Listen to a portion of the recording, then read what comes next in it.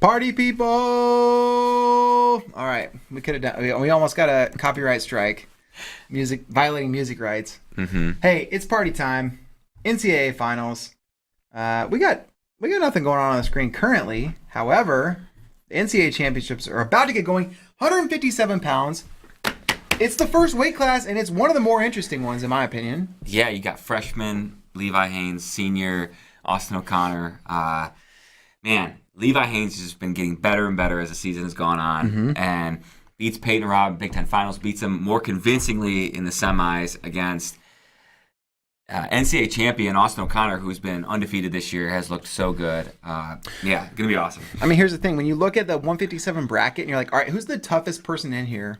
Mm-hmm. It might be Josh Humphreys, and Austin O'Connor just like dispatched him last night, no problem. Yeah. So yeah, this guy's really, really good, and you know it's gonna be a tough sledding for Levi Haynes. But like you said, he looks better every match. Mm-hmm. Every match, he looks better. Every match. I don't think either one of these guys is gonna win with volume of attacks. I think it's going to be a calculated match. I think it's going to be, maybe a little slow, not slow paced, but fewer attacks than maybe normal. What's the chat up to? How are we doing out there? Marble Eye. They're talking about Shane Griffith transferring to Penn State. Listen, he gave an interview today. He said, "I might be done wrestling. I might not. If I do wrestle, I'm pretty much." He said, I think he said he had expunged his eligibility at Stanford. Yeah. And expunged means it's gone. Okay, it's gone. It's gone. It's been wiped from the record. It's been wiped from the record. His crimes at Stanford have been expunged. Yeah. But if this guy's on the market, yeah, you got to think Penn State's probably in the mix. That was the rumor last year, even. Yeah. Yeah. It was the rumor as soon as they dropped the program at Stanford. It was Penn State. It was Michigan as well, I think. Michigan's got Cam Amin. Yeah. 4th place finisher. But he could go up. Could go 74. But, man, and I think also I saw in the chat, Levi Haynes going first. Penn State again with 5 in the finals. I think I read something. Is this their 8th time? With 5? I don't know. I don't remember that, but it has been crazy. Yeah, it'll be interesting. They're showing graphics on the screen. First time finalists for Penn State, they're saying, are Levi Haynes and Greg Kirkfleet. And yeah, I mean, Kirkfleet, he was 4th last year? Yep, he was 4th. He beat Mason Paris to get into that 3rd, 4th place match. Then he medical forfeited out. And of course, last year, Levi Haynes, high school. Yeah. But now, NCAA finals. They also got RBY, Starachi, and Brooks. They've all done it. They've all done it twice. Yeah, they're going for the 3rd straight. Both Brooks and Starachi have a chance to be 4-timers. Next year, Starachi could actually be a 5-timer if he wants to. But he said he doesn't. But RBY last year said he wasn't coming back. And look at him now. He said he wasn't coming back. Then he said, hey, he said, NIL people, you know what to do. And they did know what to do. Man, we're going to get David Carr kicking O'Toole next. Second match. Oh, my gosh. Incredible. Incredible. Baby. Yeah. Hey, chat, we are thinking about making this watch party a real party, which is a pizza party. A pizza party. Ordering some pizza. If anybody is in the Austin area, you guys can come. Come on down, get some pizza. Us. We're trying to decide, what do we like? I don't know. We're gonna order a pizza. You're not gonna even know because we're gonna be doing this incognito. But yeah, they're showing replays from the Big 12 finals. That match was incredible. Okay, recapping. David Carr, Keegan O'Toole, first match, shocker. We thought, I'm speaking for myself, I think most people thought Keegan probably a favorite. David Carr put it on him. He scored from a single leg in an extended scramble position. He countered Keegan O'Toole. And he rode him. He won dominant fashion. They wrestled again in the Big 12 finals, and it was overtime. There were 2 reviews in the match. 2. And and so it's really, really interesting to see, like, all right, well, Will O'Toole get one of these? He didn't. And Carr ended up pinning him in overtime. But that match, one of the better rivalries in wrestling. I love it. Hard to call it a rivalry yet. Yeah. But you get the sense that Keegan O'Toole, he could do it. Yeah. Yeah, getting closer and closer, closing the gap in the second match. And like you said, I saw in the first match he definitely had his opportunities. Second match for sure, he didn't finish that opening takedown. And, looking back, he was razor thin, really close. But Austin O'Connor coming to the mat right now. Well, a couple high fives. I'm going to get rid of this screen over here. Yeah, I don't know what we got going on here. Here we go. I'm going to get rid of this one too. Oh, I don't want to because we know what'll happen. Yeah. Man, they showed Yanni has a chance to join Kyle Dake as a 4-timer for Cornell. If you were going to say there are 5 4-time NCAA champs and 2 of them go to the same program, name the program, and you didn't know who any of them were. Yeah, you'd say Iowa, Penn State, Oklahoma State. Yeah, but nope, Cornell has that opportunity. And here's Levi Haynes. Here he comes. Wow. He looks pretty confident. Pretty calm. Man. Ashlyn in the chat says he wishes Levi wasn't going first. Ashlyn's a notorious Penn State fan. He says he wishes Levi was not going first because if you got another Nittany Lion getting the ball but rolling, maybe things are better, but we'll see. It's underway right now. And here we go. And Ashlyn's real name is Larry. That's why we are referring to Ashlyn as a he. Yeah. So. Yeah. But hey, there could be a man named Ashlyn. It's not against the law. Yeah. But if Levi gets this win right off the bat for Penn State, then Penn State's big favorite at 74-84, leading into heavyweight. That's huge momentum, right? And that's a real rivalry match. I think they've had 6 matches in college and maybe a couple in freestyle. Kirk Fleet and Mason. They've split. So we'll see. Yeah, I want to say Kirk Fleet won their only match in freestyle at the Olympic trials, but maybe they split there too. I don't remember. So 0-0, 1 minute into the first. Levi Haynes with a 23-match winning streak. I want to go look at that article. I put the winning streaks, top 10 winning streaks going into the NCAA tournament together. Obviously, the wrestler with the longest winning streak was Spencer Lee, and that was ended last night. I think the nation's still reeling from that. It was we're going to be talking about that match for years. Of course, we're talking about Matt Ramos pinning Spencer Lee, and it wasn't like got lucky, caught him, pinned him. I mean, he was wrestling that match to perfection. Yeah. So Spencer had 55 wins coming into the tournament. RBY had 52. Man, that shot from Levi Haynes, not bad, but O'Connor just caught that wrist on the opposite side and just pulled it up. And this is the thing, like, O'Connor is going to be very tough to score on.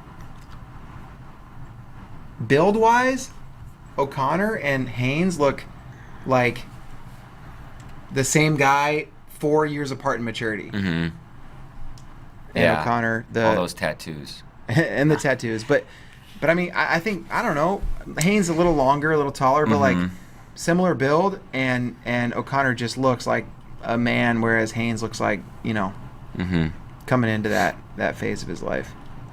Yeah, Levi Haynes, a true freshman. He didn't compete his high school season, just trained, State College, NLWC. M2, a lot of M2. And that's the thing, M2 is really, I mean, it's not an extension of the NLWC, but officially, but unofficially, kind of is.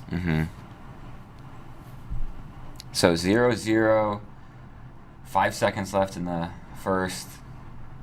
Clock's going to tick down. Levi Haynes, he got to an ankle, but didn't really have his hands free.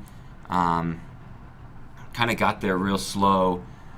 and O'Connor was able to get his leg free, defend, so nothing really close to a takedown either guy. Mm-hmm.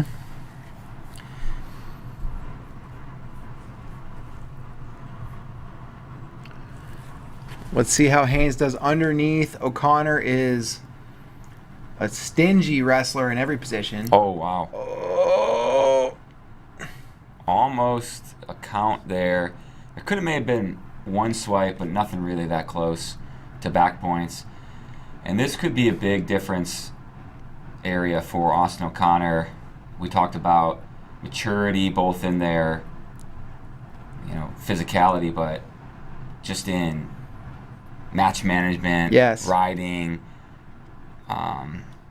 If Levi Haynes can get away here, it'd be huge. But Austin O'Connor riding tough. 45 seconds of riding time in the second period. Austin O'Connor on top. Yeah, and O'Connor does not need this to be a high-scoring match. He is riding tough right now.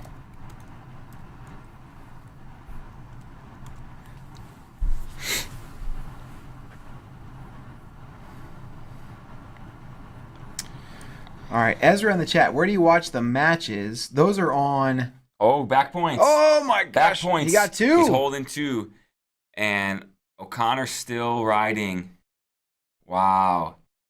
He's still on top. It looked like Haynes went to Granby, and O'Connor just kind of timed it and was able to shift his weight onto Haynes and catch him on his back, and he's still riding. As they near out of bounds. Yeah, and then they go out of bounds, no escape. Yeah, O'Connor went to that kind of cow catcher position, and it just establishes him as the top guy going for offense instead of like stalling, whatever. So I don't know what they're doing. Are they taking a look at something? Looks like they're going to take a look. Hey, question in the chat, how do you watch the matches? Those are on ESPN. I think it's 2. It's very close. If he had called 1 and then pulled it off, no problem. But there's nothing. There's no indication like that wasn't a near fall swipe. Yeah. Wow, that angle doesn't look quite as convincing though. Yeah. I don't know. We'll see. Yeah, it's one of those things where, even if they do overturn it, obviously it's huge. But Austin O'Connor's still on top riding. And building that riding time moving into the third period. There's 32 seconds left in the second. Now, if they do overturn it, they probably put that time back on the clock. Man, they may overturn this, honestly. Right now it's 0-0. Austin O'Connor, Levi Haynes, 30 seconds to go in the second, but they're in a review, so you're not missing any action as we're talking about the review.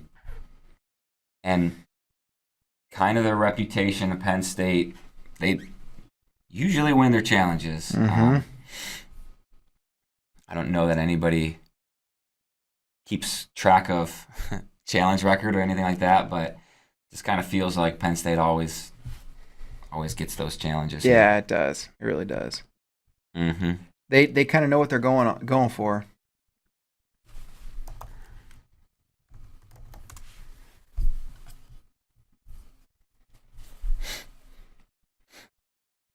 Coleman Cale Scott. Sanderson, wow.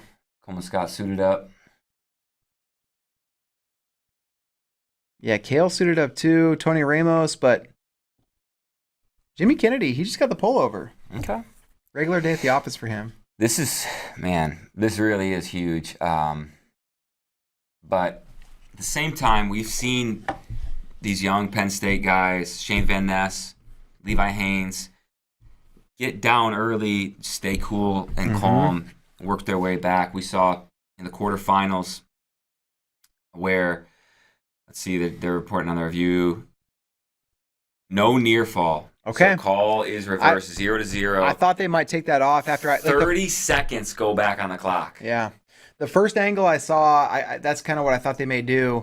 But then, or the first angle I saw, I thought they were going to keep it. And then the more angles I saw, I was like, yeah, they're going to take this off. Yeah. Well, as I was getting ready to say, Levi Haynes got down big, almost pinned against Bryce Andonian, worked his way back, and gets the pin himself. So we've seen him down early, come back. Yeah. But Austin That's O'Connor true. building his riding time. O'Connor and Andonian could not be more opposite style matchup wrestlers. And this is impressive for Austin O'Connor. Minute 34 riding time. Just dog on a bone, riding tough. Really looks like he really wants to ride out this period. Yeah. You know what? I don't know. This may not be fair, but this looks a little bit like a freshman wrestling a senior in the practice room. Mm-hmm. No, you're not getting out. I'm not giving you anything. And O'Connor taking a little bit of a page out of the Penn State book with this ankle ride. And Ashlyn in the chat. Ashlyn was nervous. And Austin O'Connor going to ride out the period. 2 full minutes of riding time. You got to imagine he's going underneath to start the third. How committed does Levi Haynes get to this ride? He's going to try. I don't think he's going to cut him loose. I think he knows O'Connor is a tough guy to score on, but O'Connor's up and out, so he has no choice now. Riding time, 1 minute, 53 seconds. Haynes needs a takedown. So that narrows path to victory.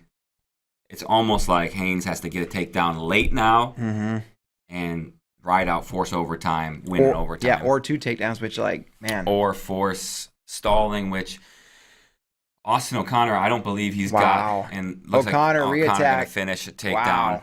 O'Connor man, he's really in the driver's seat right now. Goes up 3-0. Riding time, 25 seconds away from being locked. Yeah. And we just saw he's able to ride out Levi Haynes the whole second period. So Austin O'Connor really in control here. Looking for his second NCAA title. And Levi Haynes gets away. So 3-1 now. But man, O'Connor another takedown. Sheesh. 5-1. Riding time is locked. This is the thing about O'Connor. When you're desperate and you have to come at him, he is going to open things up. Yeah. And Haynes is not going to go down quietly. So that's where you're seeing 2 takedowns right now for O'Connor. Yeah.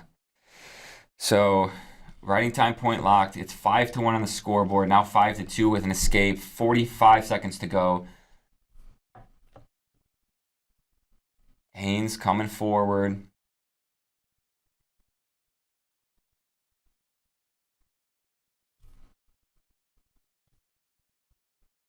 Now 30 seconds. Still 5-2. Haynes gets caught underneath the front headlock for Austin O'Connor. Not much time left. Haynes would have to go feet to back, which would be insane. And you know what? O'Connor, so savvy. Haynes, a true freshman. Both these guys are going to be just fine. Kind of makes me want to think about Caro O'Toole. Yeah. Austin O'Connor gets the win. 6-2. He is a 2-time national champion. Man, just excellent match from him from start to finish. Just proved to be the best guy in the weight class, no doubt. Yeah. No doubt. He crowned himself at the end of the match. He's the king. I'm the king. He has had a really solid career. Awesome stuff. And does he have another year? I think he's done. He's done. Okay. Yeah.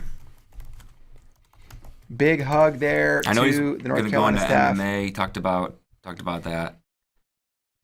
MMA looks like a guy who's going to kill some people. Yeah, this is it for him. O'Connor off the mat into the cage, and dude, what a beast! Last year, made the podium with significant injuries, and now a 2-time NCAA champ. Holy cow! He's getting some questions from Quint Kesnich.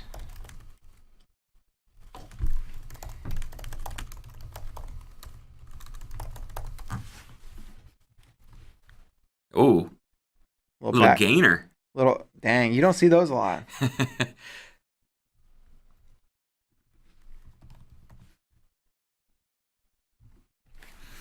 Man, yeah. So now we're going to see maybe the most anticipated match of the finals.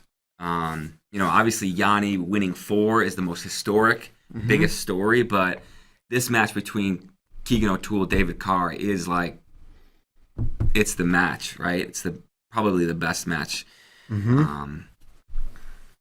Yeah. I mean, yeah, from like a pure wrestling standpoint, I think so. I think this is the one. This is like two junior world champs, 2 NCAA champs, a rivalry that's gotten closer as the series has gone on. I think, I think this one's a whole lot of fun. Yeah. Yeah. All right, what's going on in the chat here? Ashlyn says Levi's going to win next year if he holds 157 again.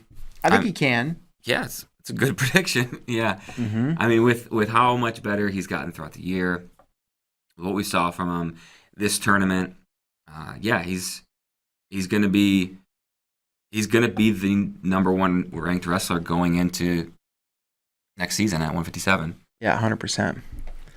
All right, I just sent you a pizza list. You take a look. You tell me what you think. Okay. Okay, so commercial break, and that'll give us a chance to check in with the team scores. I'm going to refresh those. Penn State, I think, is in the lead. Yes, they are still hanging on to the lead. Despite that loss, they are up by 45 points on Iowa, who's in second. If you're just catching up, it's Penn State, it's Iowa. Those 2 spots are locked. Ohio State and Cornell are in 3rd and 4th.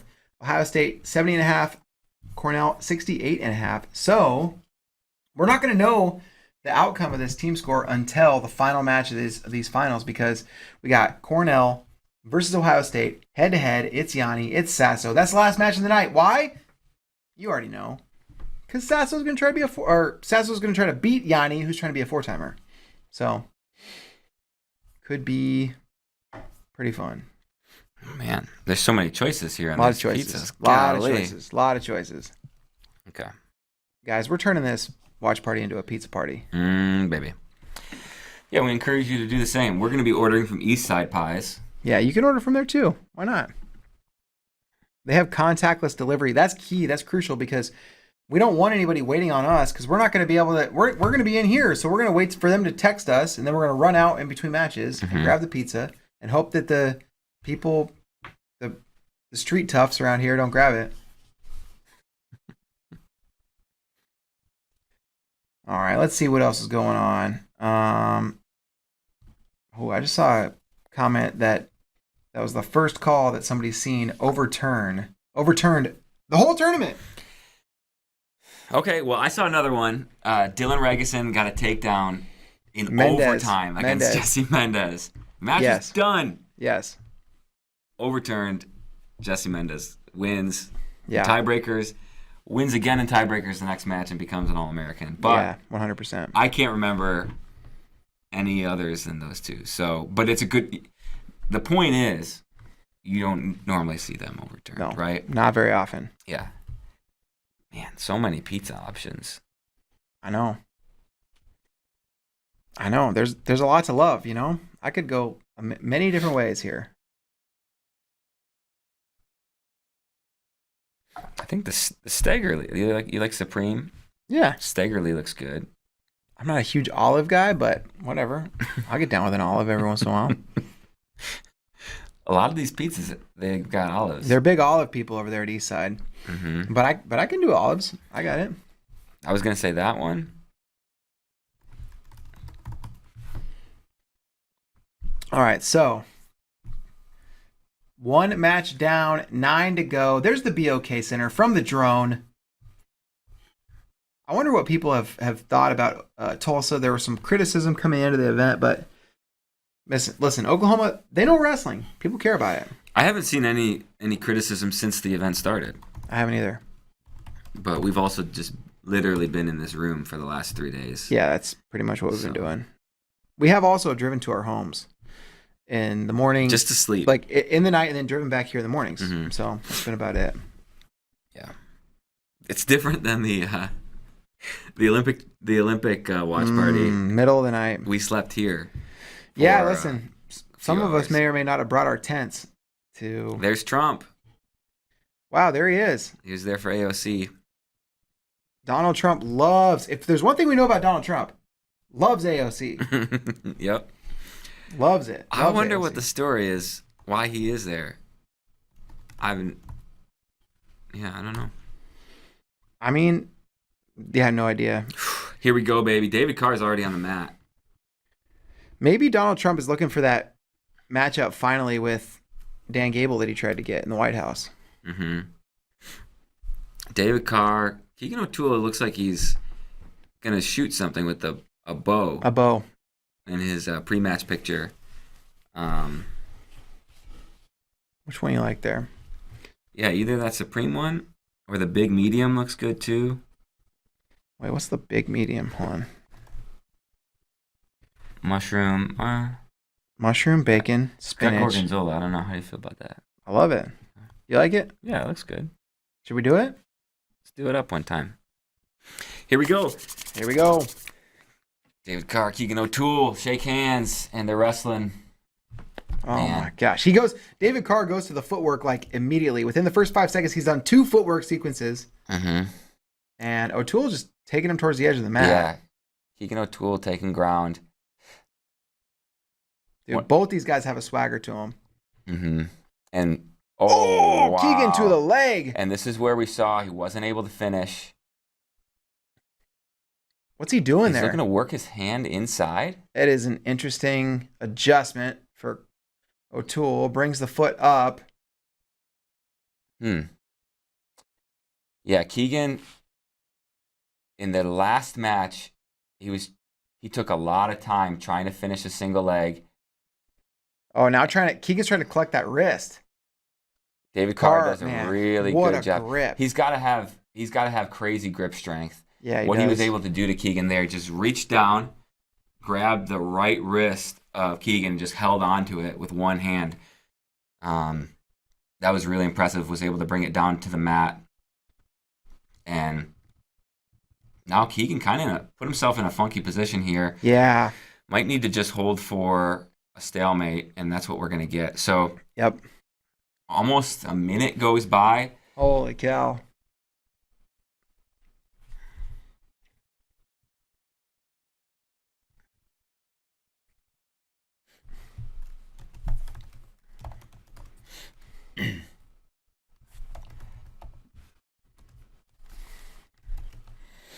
He's there with the senator, apparently. Okay. So, okay. Wow, Jared Verclaren, front row right here. Yeah. He's seen himself here many times. Mm-hmm. All right. I got to lock in here. Keith Gothard says Keegan is going to win this. Keegan is definitely the aggressor early, but I mean that doesn't mean much. We saw David in the first match get takedowns at the end. I think at the end of the first and second period. End of the second period for sure. And that was the difference, man. Keegan again in on a single leg. As he gets in on a single, he adjusts his chin cup. Yeah, he gets to the single from like a go-behind position, just kind of drops on the leg. And this is huge here. 45 seconds to go in the first. David Carr does such a good job. Oh, Keegan's got a great angle. He's going to get the takedown. Finishes. Wow. So now 38 seconds to go in the first. A ride out would be huge. Yeah, for sure. But we haven't really seen Keegan put a strong ride on David Carr in their previous 2 matches. The other thing we have seen last night in the semis was David Carr give up a first takedown to Quincy Monday and then come back. So, Listen, nothing decided, but massive, massive development for Keegan O'Toole. And I tell you what I love right now. They're showing Nate Carr, and right behind him is Zeke Jones. Zeke Jones watching this match like a wrestling fan, like we all are. He is just like, I gotta see what's going on here. David Carr called for a caution.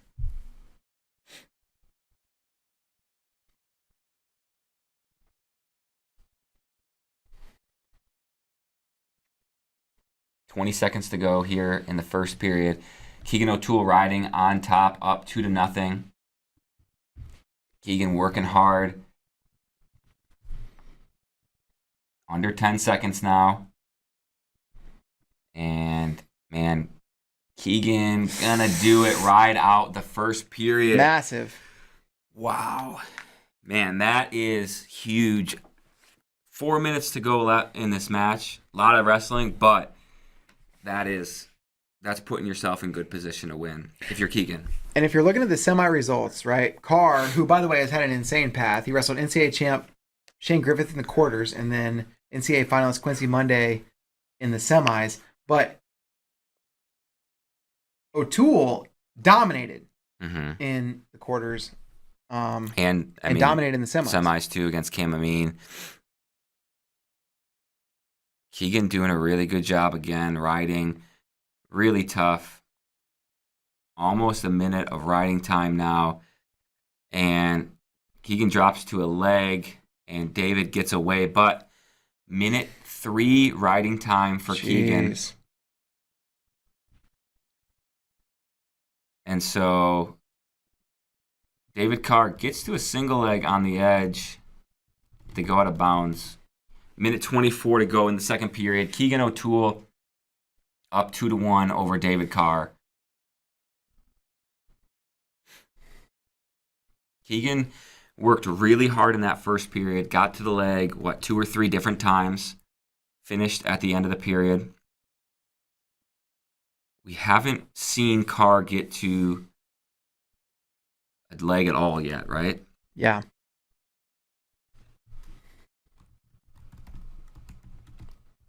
Not yet. Under a minute to go now. Keegan in on a single head outside this time. David Carr draped over top. Now, this is where we saw in the first match, end of the second period, David Carr was able to win the scramble, get the takedown at the end of the second, and he's working for it again here. He's really close to a takedown. Carr looking for that cradle. This is the position that won him the last match. He got him the pin. He got not only the cradle, but the fall. And you got to imagine Keegan worked at this position. But and Keegan's trying to win this period. Carr's trying to get this cradle, but Keegan is trying to remain, in a stalemate, no takedown position. Carr's got the cradle locked. Carr's got the cradle. 4 seconds left, though. No time to work. Carr's got the cradle. No. Keegan slips it. Wow. But they gave David Carr the takedown. Really? They gave Carr the takedown, but then did they wave it off? No, because the riding time went down 2 seconds. But wait, why is the Carr challenge Brick coming in? The cradle was never locked up. And O'Toole never broke his lock on the leg, did he? I don't it's think broken. So. Oh, it broke there. I don't think that's a takedown. It's really close. I don't think that's 2. And so, yeah, see, the refs is, giving the signal, no, take it off. So he gives 2, and then he says, no. Yeah, no takedown. I think no takedown's the right call. Oh, my gosh. There are so many fans on their feet in the stands that, this is nuts. Yeah, so they took the 2 points off the board. Initially, man, and this is like very similar to a couple of the sequences in the last match where you could see either way where it could be a takedown, right? So initially, ref puts up 2, then he takes it off.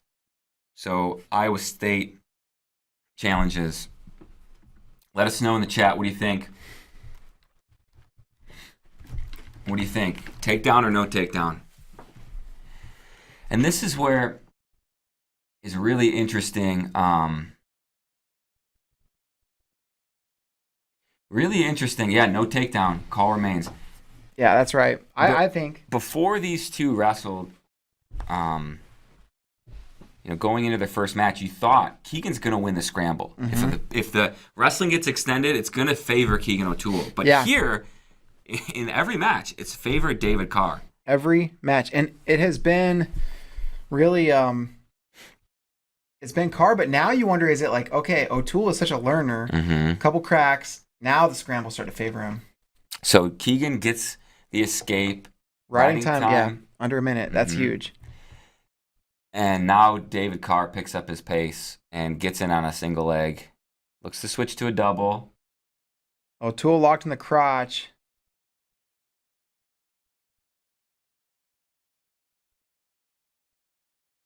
Close to the edge here. Man, Keegan gets his hips out for a second. Keegan is looking for a stalemate. Oh, Keegan hips in. Oh my gosh, he might take Carr down here. Wow. That was a great adjustment.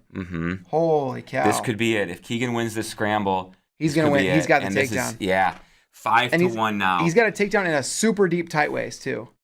He's going to build riding time. Man. David was so close to finishing the takedown, so close. Keegan just remained locked through the crotch, able to hip in just at the right time, put David on his butt, and finish for the takedown. Holy cow. Wow, and now Keegan really close to back points. He's got one swipe, two swipes. 2 swipes, wow. Oh my gosh, this is insane. 2 near fall. It's 7-1. Keegan O'Toole. 7-1. Keegan O'Toole. 15 seconds to go. Keegan's going to do it. This could end up being one of the greatest rivalries in NCAA wrestling. For the next, couple years. Yeah. David Carr gets an escape, but it doesn't matter. Keegan wins 8-2. Flips the script on David Carr, and Keegan O'Toole goes back to back. He is a 2-time national champion. Wow. They're the parents' shot. And, man, he is fired up, but you can see the look in both their eyes like, this isn't over. Yeah. And it's like, man, what a match. But they wrestle 10 times. You feel like it's 5-5, right? Yes. We've seen it 3. And David Carr wins the first 2. Keegan wins this one. But, man, they are neck and neck every step of the way. 100%. Dang. Holy cow. Man.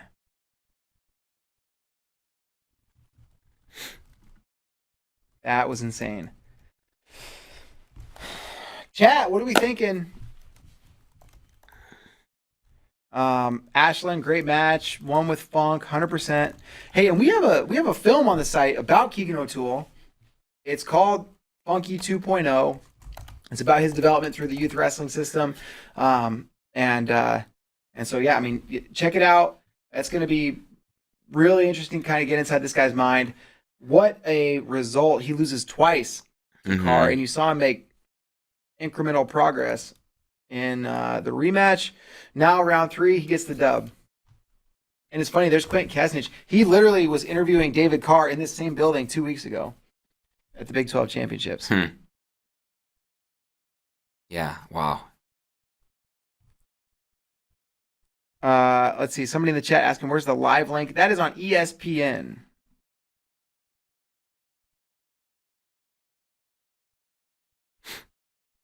Marble Eye says that Lee has a chance to win over the fans by being Matt's side and cheering for Woods. Yeah, maybe. I don't know. It's interesting. He's judged by a different standard. Yeah. Man, we're going to see Mikey Labriola, Carter Starace coming up next. Can Labriola close the distance against Starace? They wrestled in the Big Ten Finals. And it wasn't really close. It was not. It was 6-1. Starace said he wants to win his third Natty Daddy. His third Natty Daddy. I didn't know that's what we were calling him now, but That's exactly what we're calling him now. that's what we're calling him now. Yep. So, yeah, Strachey, he's already got 2 natty daddies, and he's going for his 3rd natty daddy. Mm-hmm. So, Labriola going for his 1st. Mm-hmm.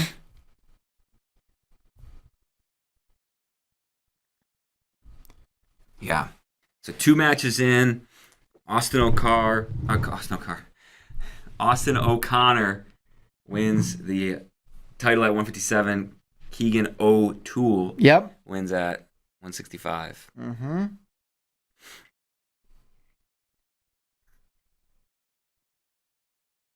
You still in that pizza mode, aren't you? I'm in pizza mode. Here's the problem.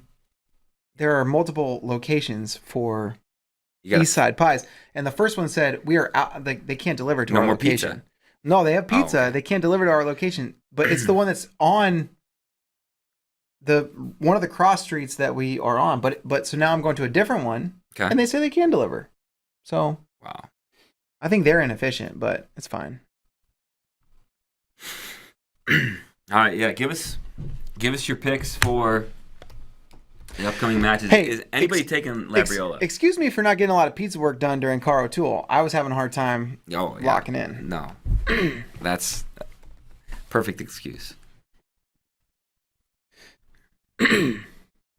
Yeah, that Keegan O'Toole doc, I watched it the other night.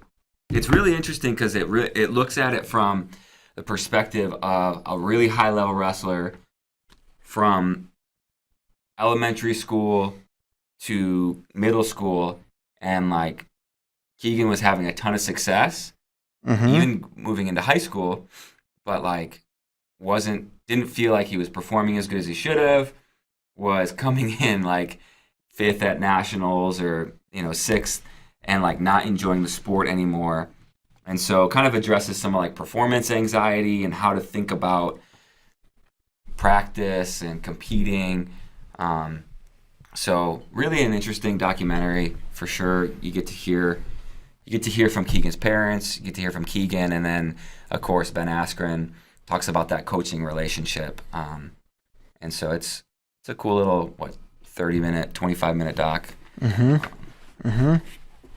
So yeah, question in the chat. Started at 57. We're just going all the way through until we finish at 149 with Yanni going for his 4th. Carlos, not a huge upset, right? Carr, the favorite, but when you're wrestling Keegan O'Toole hard to beat him 3 times in a row, and especially considering their last one was as close as it was in overtime, right? Yeah, absolutely. Okay, I gotta make a pizza call. These guys are getting it all messed up. Okay, you gonna step out? I'm gonna step out because these guys are totally messing up the pizza order. Yeah. Trying to make it easy, and they're trying to make it difficult. Yeah, you step out, I'll lock in. You lock in. I'm gonna punch this number in before I will walk out. All right, Carter Starace, 23-0 on the season. Mikey Labriola, 29-1. Labriola, his strength is in the scramble. He is really able to extend a lot of wrestling positions, but Carter Starace's strength is really staying very sound positionally and finishing without an extended position. So he gets to the single leg, he finishes quick. He doesn't even allow that scramble to begin. And so Starace's strength is really, he has the perfect strength to counter Mikey Labriola. And it's interesting, they're showing Jordan Burroughs. Starace competes at the same weight on the freestyle scene as Burroughs. Burroughs has been pretty vocal a couple times that he thinks Starace is the best guy in the weight class to challenge him, and he expects to wrestle him sooner or later. So kind of an interesting dynamic there to see Burroughs commentating about Starace right now. But We're underway. Starachi Labriola.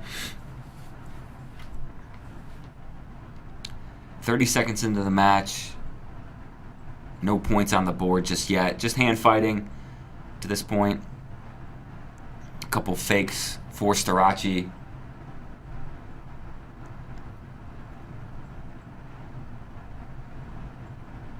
Labriola took out Mekhi Lewis in the semis in tiebreakers. Was able to get riding time and then secured a takedown at the end to win 3-1, and that's the second time this year Labriola's defeated Mekhi Lewis. But Starachi gets to a body lock, Labriola holding a whizzer, but now Labriola steps in, went double overs, kind of looked side trip, and was able to clear out of that position. Threatened Starachi for a moment. They go out of bounds, 1:40 to go in the first period. Knotted up at 0, Labriola and Starachi.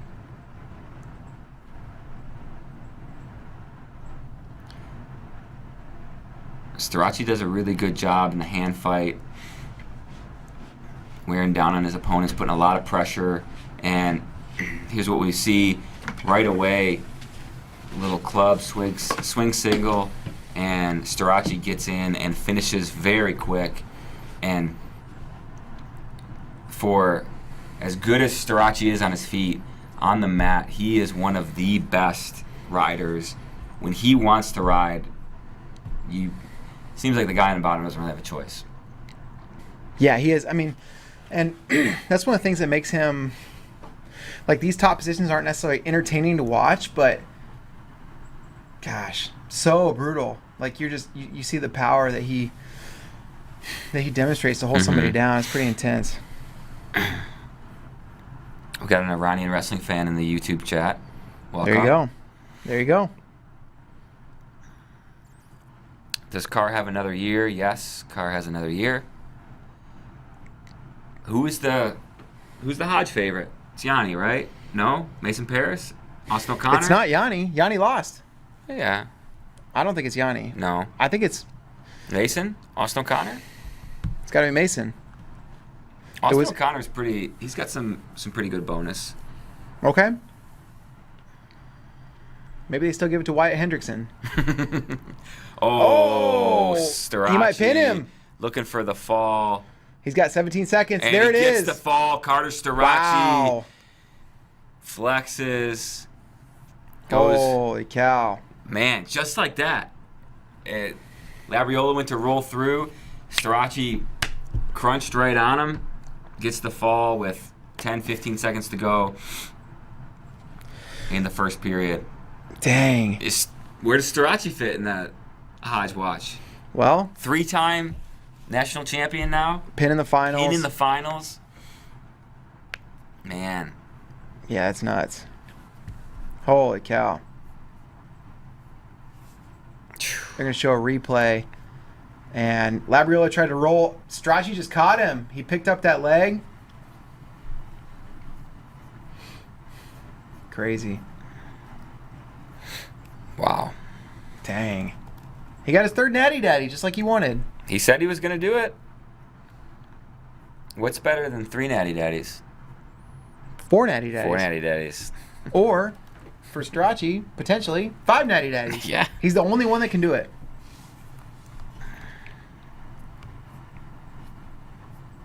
And, I don't know, like,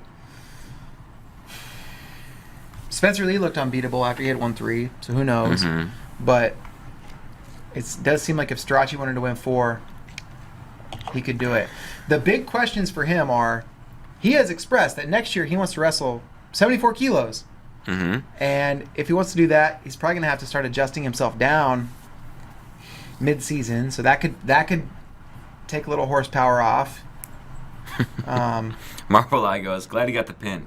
Penn State needed the team points. That does help. I have a good feeling about their team chances now. I think they're going to, yeah. I think they're going to get a trophy, for sure. Man. Yeah, RBY for Hodge. That could be could be the one right there. Mm-hmm. It definitely could be the one right there. Yeah, Carter Starachi wants to go 74 kilos for the Olympics. Does he consider 165? I don't think so. Yeah. Well, I mean, I recommend it. yeah. They, they could use 165-pounder. I don't think East Side Pies is going to work out for us. Did you call? Yes. What'd they say? They're outside of the delivery radius, and we can't go anywhere. We got the NCAA championships. What about okay. What else we got? Chat. What are your East Side of Austin, Texas pizza delivery go-tos?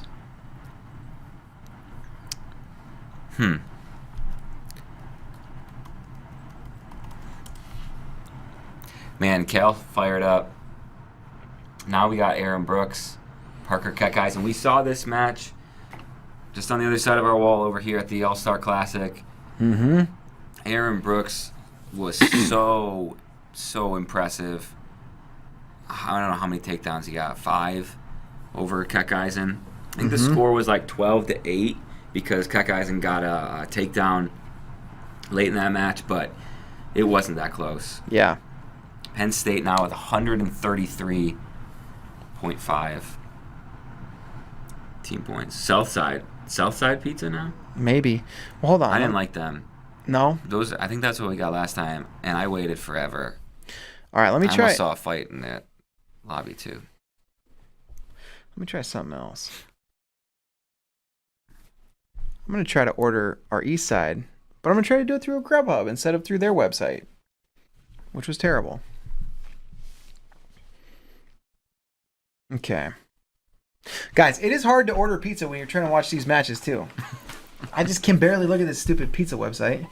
I don't care about this website. Yeah. So the other interesting thing to watch in the team race, Cornell and Ohio State, they are 3-4 right now. Ohio State is in 3rd. Cornell is in 4th. Cornell can win in basically one way, or they can take 3rd in one way. Sammy Sasso and Yanni are wrestling in the 149-pound match. It's the last match of the night. Yanni wins, then Cornell gets 3rd. Sammy Sasso wins, Ohio State gets 3rd. Either way, both teams on the podium. Really good tournament for both Ohio State and Cornell. Ohio State projected, from our rankings, we had them finishing like 8th or 9th. From the seeds, I think they were projected to finish like 7th or 8th. So they definitely wrestled way above their seed, Ohio State, and they could have done even better. Orndorff was in the round of 12. Carson Harchla was in the round of 12 as well. They both lost before earning All-American, so they really could have pushed Iowa for 2nd. Yes, 100%. And if you're not watching, we're not missing any matches right now. What we kind of always see in these finals is they like to extend it, get that advertising money. So yeah, why not? We're at pace for about 3 matches an hour. There we go. So we're going to be together for probably another hour and a half, 2 hours here. We got plenty of pizza time too. Mm-hmm. Create my password. Okay.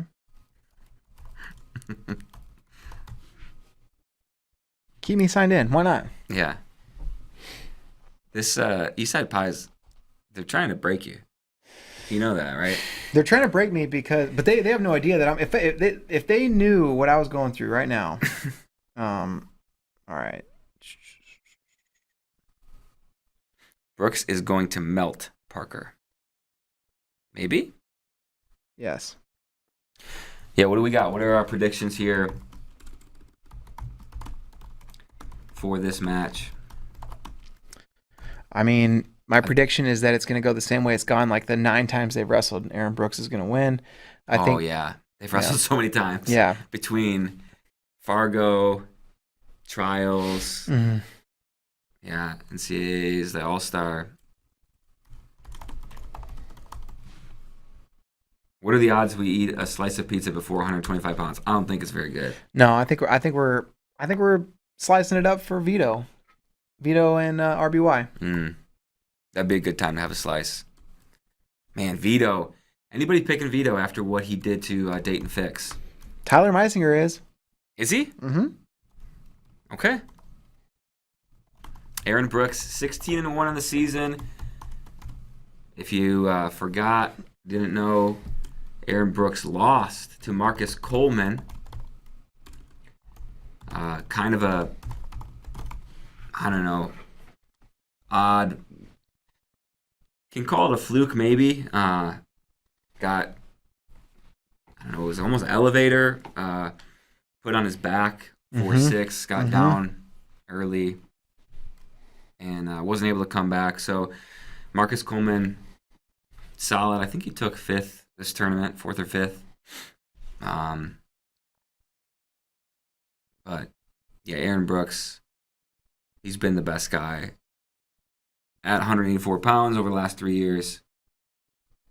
I think it's going to be like a 6-4 type match, 7-4. Aaron Brooks gets the win. Yeah. Yeah, I could see that. Man, Brooks has really looked good.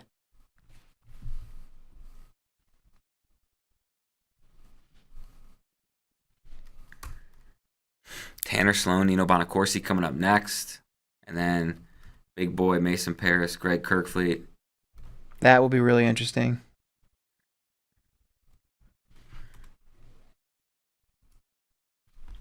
And you wonder how much did that All-Star match, how much does a match like that help Parker Keckeisen to get a feel for, this is where Aaron Brooks is really good. This is where I need to get better. Knowing that 5 months ago in November, and now, you got to imagine the back of his mind, he's thinking about that match the whole time. And I'm pretty sure I see David Carr in the front row. Is that him in the hood next to Verclaren? Yeah, that's him. He's in between Verclaren and Ian Parker. What a combo. A former Iowa State wrestler now coaching at Army, and a former Penn State wrestler now, I think, done wrestling for Virginia. We got a prediction. Mason rolls and wins the Hodge. Okay. So minute 20 into this match, 0-0.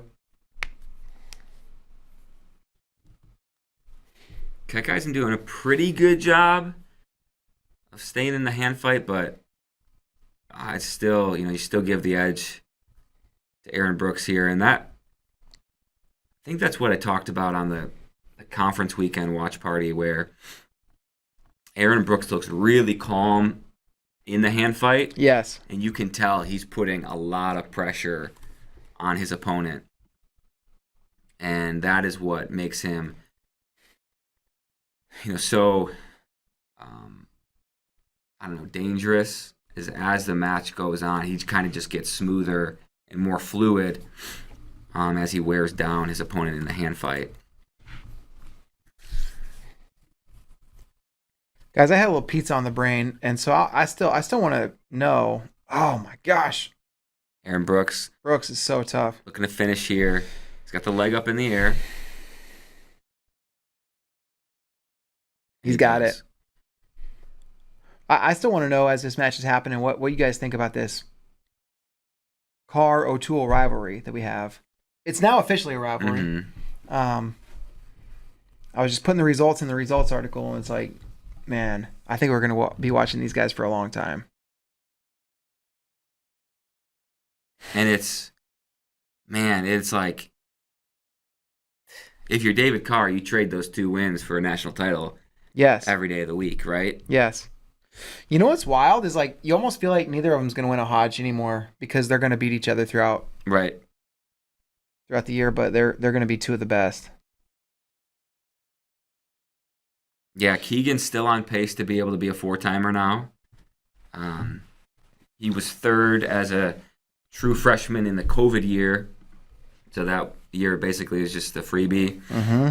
and then won last year, wins this year, has 2 more years. And now you think about Keegan's legacy. Beats Shane Griffith last year, and now he beats David Carr. 2 really impressive finals wins. They're showing a replay of the Brooks takedown. It was pretty impressive.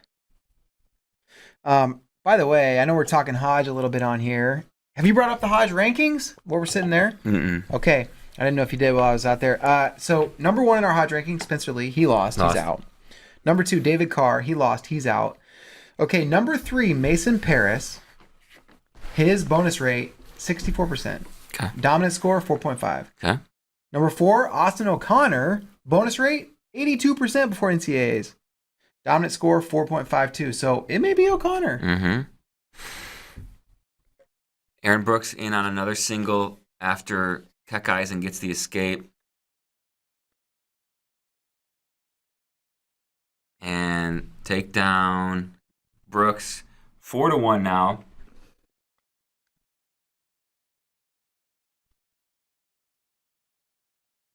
Aaron Brooks, so impressive, man. Yeah, he really is.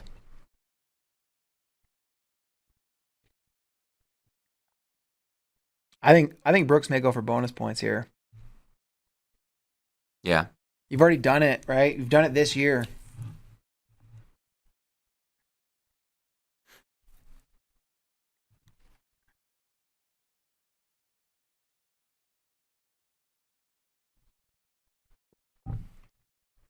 Caution. If it's on Keckeisen, yeah, that's his second. Mm-hmm.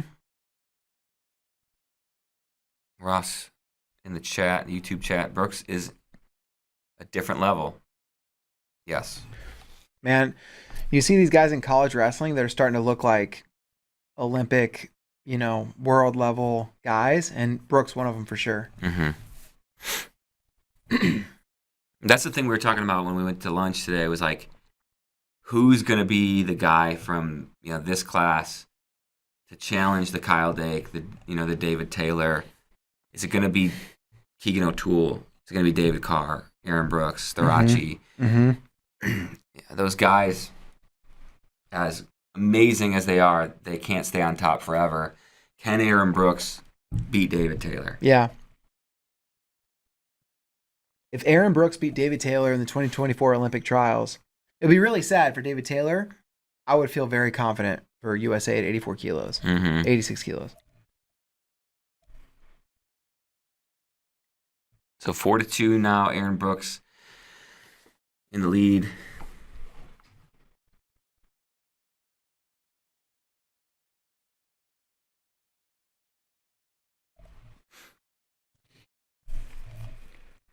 Short time left in the second.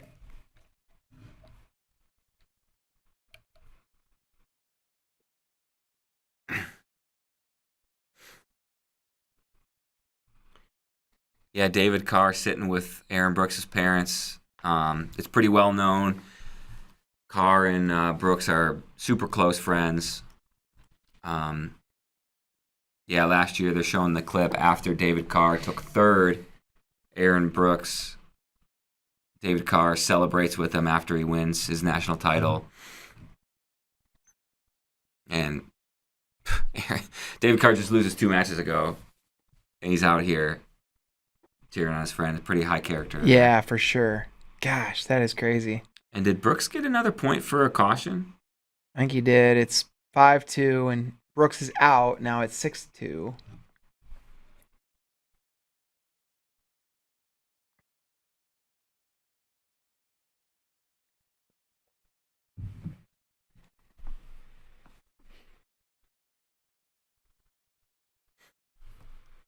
Minute 30 to go in the third. Keckeisen, give him credit. He's trying to attack, but he just can't get to a leg. Yeah. And it's tough because if you know who Parker Keckeisen is, this is a guy who puts as much into this sport as about anybody. Yeah. He is 100% obsessed with it. And Brooks just on a different level. Like, who said that in chat? Marble Eye? Somebody said that. Oh, good question in the chat. Do you think Brooks can get past Valencia? I mean, they had a relatively competitive match in 2019. And I'll tell you what, Valencia, there was a time when he was looking like he was ascending to the ranks to challenge David Taylor. And over the last 6 months, if you haven't been dialed into the freestyle scene, he's taken a couple losses to guys that I wouldn't have expected him to. Yeah. So he's kind of leveled out. I haven't seen him make the same gains as he was making senior year of college, graduation, moving into the Olympic trials. And we've seen Aaron Brooks get better. Yes. And so, yeah, I think Aaron Brooks can absolutely challenge Zahid right now. 6-2. Riding time's locked up. 10 seconds to go here in the third.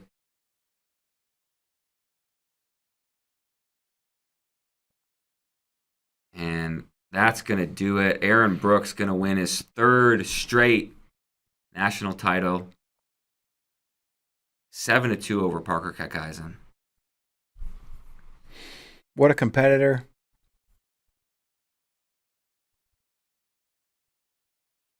Gosh, that's crazy. So, Kekheisen, so tough, but man, Brooks just getting it done. And he and Starachi both 3-timers now. 3 natty daddies, right? Yeah. 6 natty daddies between the two of them. 6 natty daddies.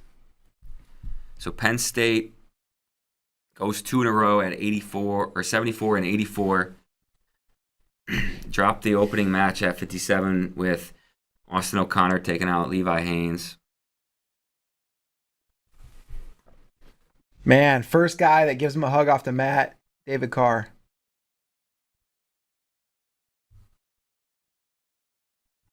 And second guy he's talking to, Quinn Kesnich. That's his 1-2. That's been his 1-2 combo the last couple years. Yeah. Yeah. M-Balm, 838. Pretty easy for both Brooks and Starachi. It did look that way. Mm-hmm.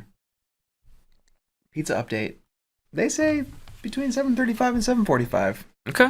So it's going to be close. It's going to be close to 125. 125, yeah. We'll see.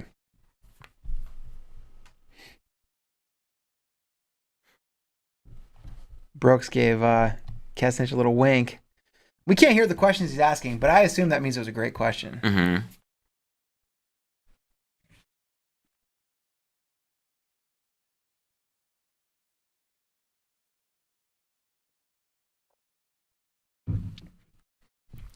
Yeah, Brooks, man, so good. And, looking ahead to next year, it's essentially the same field.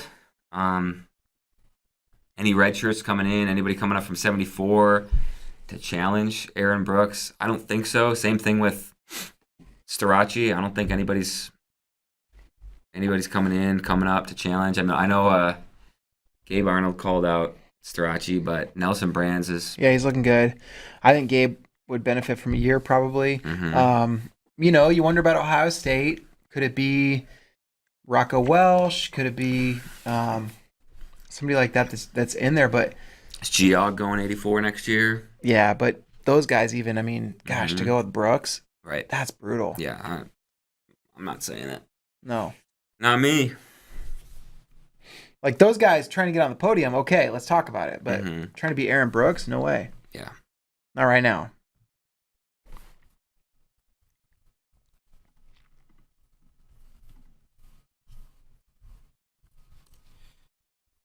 Wow. So 4 matches down. And according to one of the ads that we're not getting paid to support them. It's truck season. I didn't know that. Yeah. Truck season. It's like it feels like spring in Texas. It feels probably still like winter in a lot of parts of the country. Mm-hmm. But no matter where you are, it's truck season. It's truck season.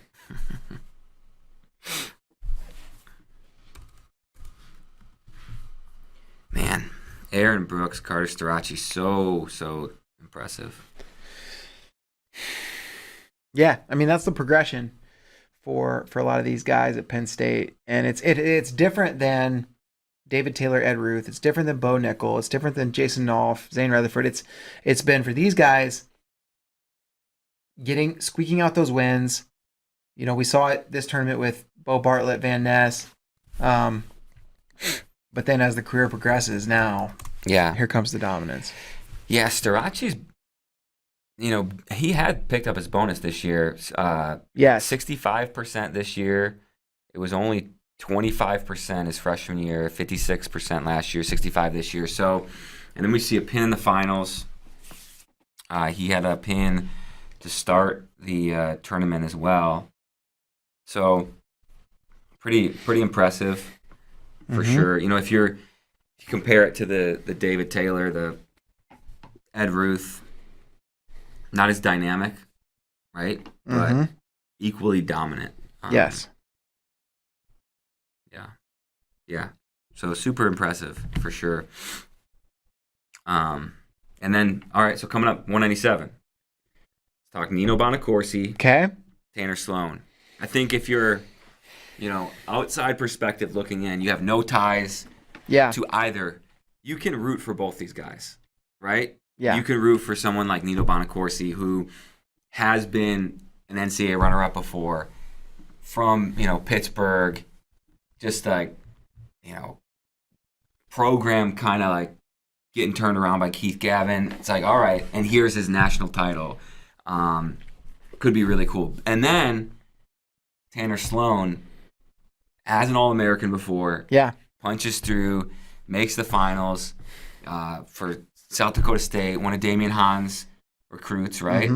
Yeah, and really, he was one of Caldwell's recruits. Caldwell was like, hey, look at this guy. And I listened to Damian Hahn's interview last night, and he said that Tanner Sloan, it was between South Dakota State and Division III co-college. He was like, really? He didn't know if he was a D1 guy. Wow. Like, he literally didn't know if he's an Iowa kid. He didn't know if he was a D1 guy, and Caldwell was like, no, we got to get this guy. Like, he is going to develop. Trust me. Okay. And so, yeah, I mean, it's crazy. And the other thing about South Dakota State, it's like South Dakota State's program transitioned to D1, and there was this question, like, can this program be a viable program? Bono took over. He got Seth Gross to transfer in after Seth Gross was dismissed from Iowa. Gross was an NCAA champ. They had a couple other All-Americans. Like, things are rolling. Then Bono leaves to Wisconsin, and a lot of people around the wrestling world were like, oh, man, this guy used South Dakota State to elevate himself and then left. And I guess they're going to, South Dakota State's just going to flounder. Well, no, Damian Hahn comes in. They invested. Great hire, right? Like, great really hire. Good hire. And shout out to the administration at SDSU. They both invest in Hahn and a new facility. Like, things are going well. And so for them to get a national champ, that'd be huge. But I agree. It's like Keith Gavin gets his first NCAA champ, or Damian Hahn, win-win. Yeah. Yep. And we saw Tanner Sloan take out Rocky Elam in really impressive fashion. I think he won 6-2, 7-2, kind of start to finish, right? We saw Nino Bonacorsi in his semifinal match get behind a little bit early in Ethan Laird, and then just cruise through, and I think he dominated like 10-4, 11-4, something like that. So yeah, it'll be interesting to see how this one plays out. If Bonacorsi gets behind early, right? You don't count him out. Sloan really tough on top. We haven't really seen any bottom liabilities though with Bonacorsi throughout his last couple of years. No, and yeah, I mean he's a guy that, I don't know. You just feel like you grow up in that part of the country. PA, but Pittsburgh specifically, it's like you've probably had to battle on the mat since the time you were a baby. That's daycare. That's daycare in Pennsylvania. The daycare provider, wrestling. The daycare provider just puts you in a wrist tilt, and then you don't get to go to recess until you get out. Yeah. Do you learn the alphabet? Maybe not. But you're getting out of that wrist tilt. Bonacorsi in early on a single, goes between the legs. Oh, he's looking for. He's got that foot hooked, but somehow Sloan's still like draped. Oh my gosh, these guys. there is a level of hunger and desire in this match that is pretty raw. Mm-hmm. Yeah, man. And watching Bonacorsi's interviews after the quarters, after the semis, man, just so emotional. But Tanner Sloan threatening here. He's got him in. Oh, my gosh. He was close to neutral danger. Ooh. Nino just bailed and completely rolled out. He was like, forget my attack. I just got to get out of this. And I'm glad he did. You know, he's glad he did. And that's just like really tricky, like almost like a modified bundle from a single leg. And that's like the weird, like, I don't know, length of Tanner Sloan, just making it uncomfortable for Bonacorsi. The thing about Sloan is like the leverage that was keeping him in the bundle was Nino's attack on the leg, and Nino knew like, all right, fine, bail out. Right. And I think a lot of times guys get so committed to their leg that they don't want to do that. And now Sloan on a single leg, man. Tanner Sloan looks very confident in this match early. And the way that Tanner Sloan got on the radar for wrestling fans was he destroyed Jacob Warner in Midlands, like, when? 2018, 19? During his redshirt year. Yes, during his redshirt year, like way long ago. And it was like since then, it feels like you've seen that confidence dip. But kind of waiting for to see that from Tanner Sloan again, yeah. But here it is, man. Semifinals. Wrestled a familiar opponent, Rocky Elam, who beat him in the Big 12 finals, and totally different match. Put him on his back. Nino, though, we said it. Big ride out, but mentioned that Nino probably not going to be too concerned about those wrist tilts, and he got right up to his feet. But 2-0 for Sloan, heading into the second. Sloan goes bottom, up 2-0.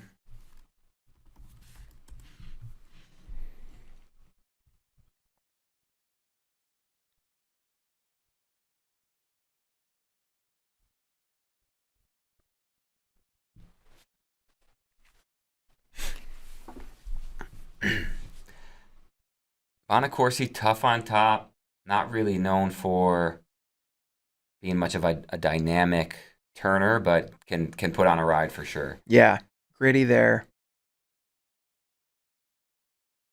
You wonder what he's thinking strategy-wise. Like, if he rides out and then gets an escape in the third, that would be a path to victory without a takedown, but who knows? And, man, it seems like he's committing to this ride, and down to the ankle is getting the swipes. He needs to let go of that foot. He almost held on too long.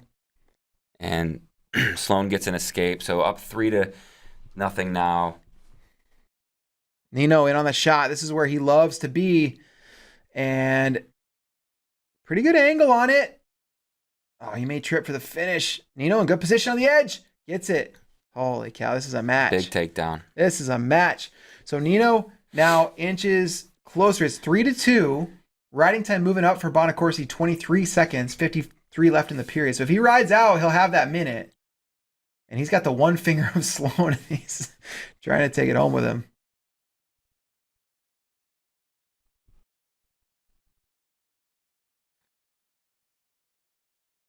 Sloan bellied out on the edge of the mat. And they go out of bounds. 30 seconds to go in the second period. Nino Bonacorsi has, I believe, 47 seconds of riding time. Yep.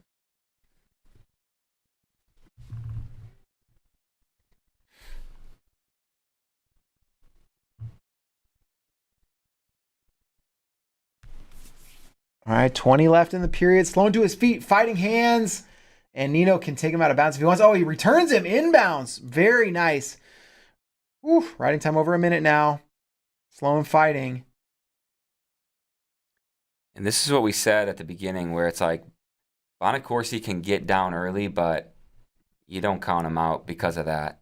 And so Bonacorsi rides out the second period. He's got riding time over a minute 17. Tanner Sloan up 3-2, and Bonacorsi going neutral in the third, not going underneath Sloan. So this is him betting on his offense on his feet. And worst case scenario, betting on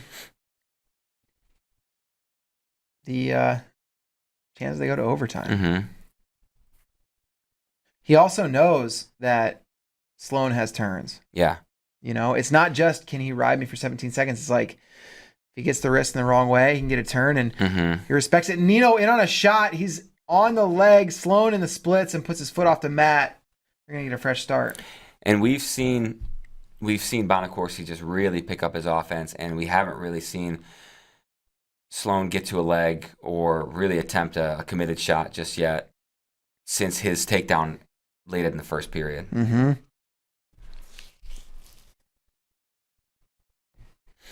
So, minute 10 to go in the third period. Tanner Sloan up 3-2 on the scoreboard, but Bonacorsi has a minute 17 riding time. Sloan going to need another takedown. And, And Bonacorsi with the takedown. This is impressive from Nino. Nino in really good spot here.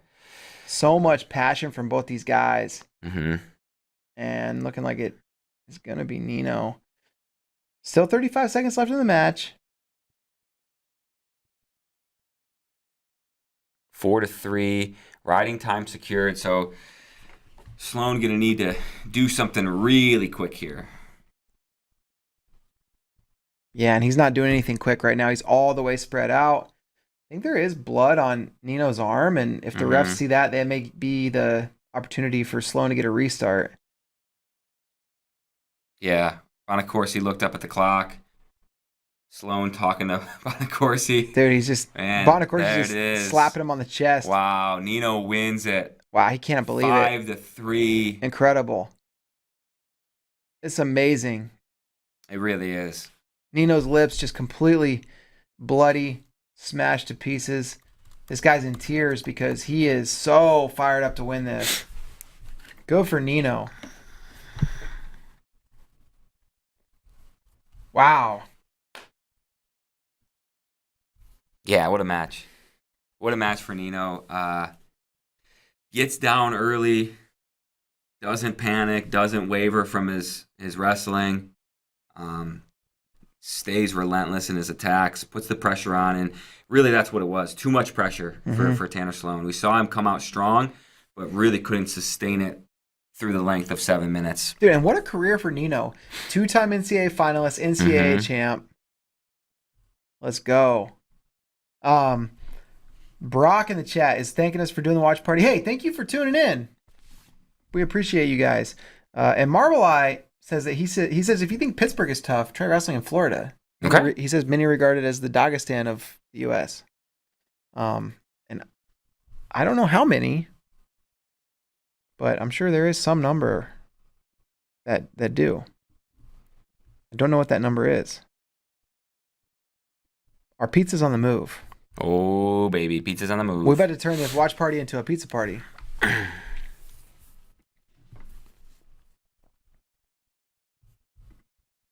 Holy cow. All right.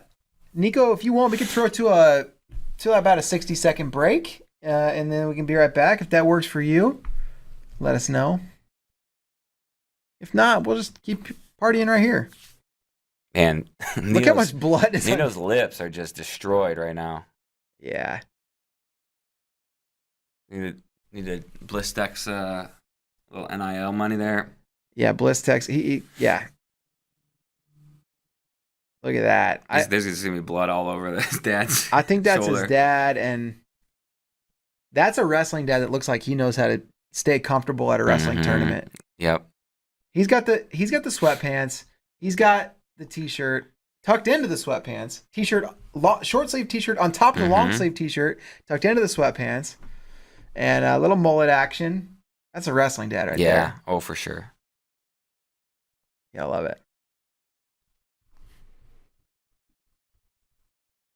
I think our pizza delivery man has stopped at a stoplight, according to the the map I'm looking at here. I hope he wasn't hijacked. What if he got carjacked and someone took our pizza? That would be a real shame. That would be a bummer. Probably worse for him than for us, but yeah, bad for both. Bad for everybody involved. Bad for everyone, but still good for us because we get to watch wrestling. We get to watch wrestling. Yeah, and our cars are still in our possession, as far as we know. All right, we're gonna go to 60-second break. Nico is gonna throw to that, so we will be back with heavyweight action. Heavyweight, baby.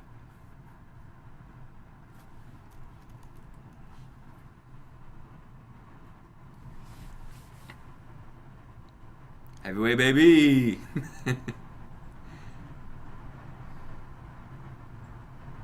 We'll see.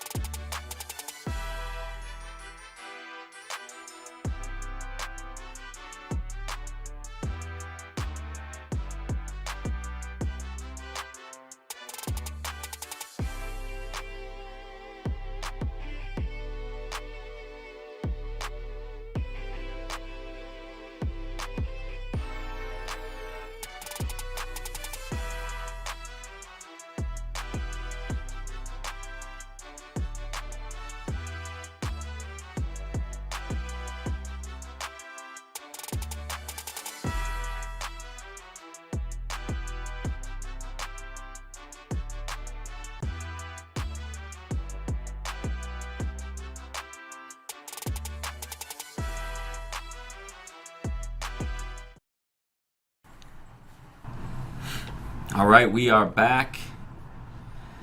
We got the drum line on the mat right now. Partying it up. One of my favorite things I saw was the broadcast crew is sitting there, and right behind them are the drum line just drumming. Can you imagine? I wish we had some hype drummers right behind us. Yeah, I feel like it'd be cool for like 30 seconds, and then it would get pretty old. Yeah, I think it would get old. It would definitely get old. Chat, what do you think? How many drummers do you want behind you, and for how long? Okay. Corlando Grant says... Corlando. Kirk wins this and starts his heavyweight reign. Ooh. Okay. All right. There was some All-American talk. Where do all the All-Americans come from? Yeah. 11 from Pennsylvania. 8 from Illinois. 7 New Jersey. 6 California. 4 from Michigan, Ohio, Iowa, and Missouri. Okay. Colorado, only 2. Colorado with 2. But matches Oklahoma. Wrestling powerhouse Colorado or Oklahoma? You tell me. Man, interestingly,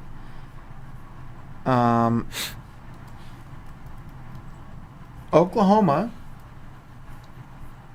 sitting in 40th place as a team. Okay. Oklahoma State, 18th. All right.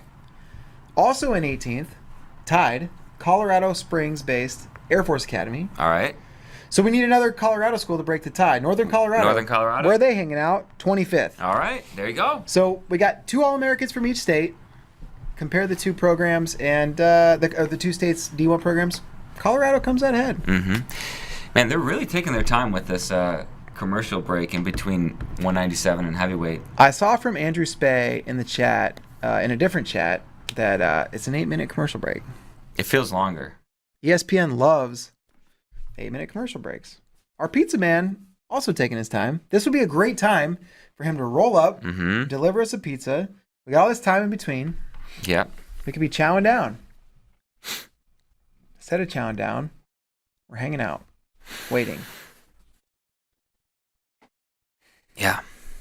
More commercials on our end here. We're not going to tell you what they're advertising. They didn't pay us for that.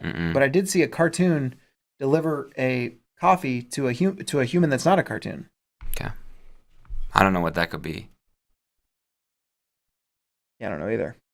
But, yeah, we saw... So, let's talk about the upcoming matchup. Mason Paris, Greg Kirkfleet. We saw Greg Kirkfleet last year really own Mason Paris. Matches weren't that close at all. Mason Paris, after he finishes, I think, 5th, he said he was wrestled all year, hurt. I think he had a herniated disc in his neck or his back. That's no fun. No. And so this year comes in, looks like definitely improved, healthy, and first match beats Greg Kirkfleet. Pretty close, but kind of controlling convincingly. Big Ten Finals, they meet again. Mason Paris gets the only takedown of the match, but called for stalling. They go to overtime. Mason Paris gets a takedown again. So Mason Paris up 2-0 going into this trilogy. We saw David Carr couldn't get it done. Yeah. Can Mason Paris do it? It's a good question. I think, man, I don't know. I think this is a different rivalry for sure. The level of adjustments that O'Toole was making, I think are probably a little bit different than the level of adjustments that Kirkfleet's making. But we'll see. Both guys extremely capable. Here we go. Mason Paris coming to the mat and just forget the stairs. He doesn't need those What's stairs. the point of the stairs? No. He did go up through the railings of the stairs. So, little respect to the stairs. But just as a direction for where to enter, not... He didn't need them. These are 2 gigantic human beings. Yeah, somebody put the weigh-in sheets for conferences in a chat earlier. It was like they both weighed mid-250s. And Kirkfleet also doesn't need stairs, but he didn't go up through the rails. So yeah, okay. Ashlyn says Tyler is like the only one he's not friends with on Facebook. He needs to message him after Kirkfleet wins. He's been pining for this all year. Ashlyn, let's go Kirk with 5 emojis. I don't know if Tyler has a Facebook. He's too young. Yeah, he's like 24, 25. They don't those. Oh, and right away, Kirkfleet to a single. A lot of times Mason Parris likes to try to spin out of this and kind of attack. He's got a whizzer, and then he fights that bottom hand. Kirkfleet bringing it back in, and that's a big... Mason gets his foot to the mat, though. Oh! And now he's going dump. He does it. He does it. He's got him on his... Oh, he didn't get any near fall, but he had Kirkfleet on his back for a minute. And man, that's the same takedown he got first period Big Tens. Now, Tyler, we have mentioned, extremely biased, Michigan alum, but it's been pretty well publicized that Mason Parris had a significant neck injury last year, and what they said was that caused him to lose a lot of strength in his left arm. That's the arm he uses for the dump, and he has pinned world champion Amir Zare in that dump. Yeah, got it there, got the takedown. Almost He's up 2-0. gets near fall. And what that tells me is that dump must be so good, insane, like so strong. Yeah. And this is big for Mason. Get some riding time early, and man, Kirkfleet. It looked like for a moment he was gonna get that early takedown, and Mason Parris does a really good job. That's got to be Mason's parents right in the front. The mom is just. Well, you can see his dad. Mason's dad is like, he is an intimidating looking dude. The mom looks so uncomfortable. No, she's like, ah. Zeke Jones laughing at, I think, Mrs. Parris. Zeke Jones has found his way into the shot a few different times tonight. Zeke Jones, yeah, he knows where the cameras are. He does. Come on. Yeah, I love it. I love it. Yeah.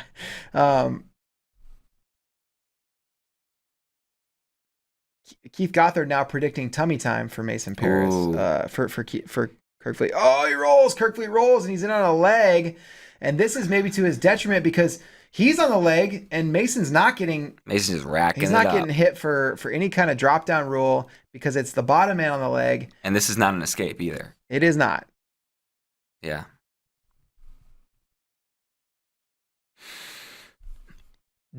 Joe A. Martinez wants to know 125 at heavyweight. Yes. What kind of meat did we get on our pizza? Maximus Fishing wants to know. It was a different kind of pizza. I think it's bacon. Okay. It's like a, I don't remember. Bacon meat. It was a special pizza. Oh, suck back. That's not your favorite kind of suck back. I like the lift and suck. Yeah. If you didn't watch the ACC finals, Owen Treffin hit a beautiful lift and suck, which is the first of its kind. Yeah. He lifted all the way up, at the same time sucked back. Mason Parris giving Penn State a little bit of their own medicine with that ankle ride, and now we get the tummy time. This is heavyweight wrestling. This is what Keith has wanted. This is what he's been waiting for. Keith, I hope you don't tune out after this match. I know this is your favorite. This is what you want him to end with, and if Keith had any criticism... Oh, he's got the bar. Yeah, it's tough. He's looking for that wrist, too. He likes to run this bar. If Keith has any criticism of these two guys, is they don't weigh twice as much as what they do weigh. Ashlyn's about to start a fight and ruin this party. Go ahead. Ashlyn, are you at a get-together, some kind of party? Family gathering? Keith wants Insta-Death. It's at 2:29 writing time, so we're a minute out from Insta-Death. Ashlyn's wife and dog are getting nervous. Wait, he says they know what happened after Big Ten finals. What happened? I don't know. What happened after Big Ten finals? Oh, man. Hey, leave your wife and dog out of this. Yeah. Ashlyn. This is between you and Greg and Tyler. Yeah, you want to fight somebody, fight Greg Kirkfleet. Don't fight your wife, and don't fight your dog. All right, Mason Parris gets the escape. 3-0 now. He has got 2 minutes and 23 seconds of riding time. There's a heart in the chat from Keith. If he's still in this chat after this match, I'll be so impressed. Because the heavyweights are they're the real deal for him. All right. Minute and a half left in the second period.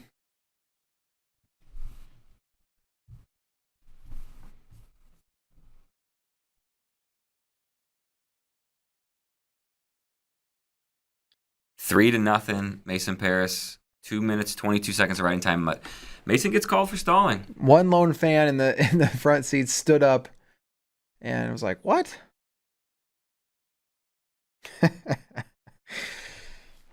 Keith said his cougar is kind of nervous. Well, that might have more to do with you, Keith, than the outcome of this match. I'm not sure. Minute left in the second.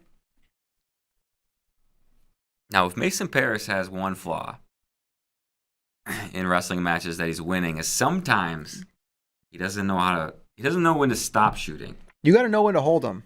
You got to know when to fold them. You got to know when to walk away and when to run. And he does not hold them usually. He just plays the hand all the time. 35 seconds left. Mason Paris takes a little peek at the clock. Would you eat pineapple on pizza? Yeah. Yeah, why not? I'm not going to order it a lot, but somebody orders it. I'm at a pizza party. There's pineapple. Sure.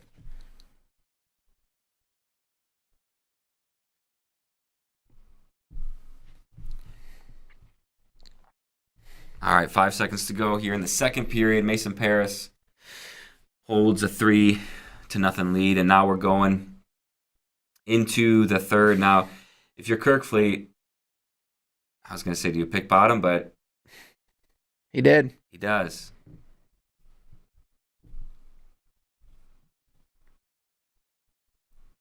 Yeah. Wasn't able to get away in the first, and now Mason back on top. Mason looking for that wrist. He almost locked his hands.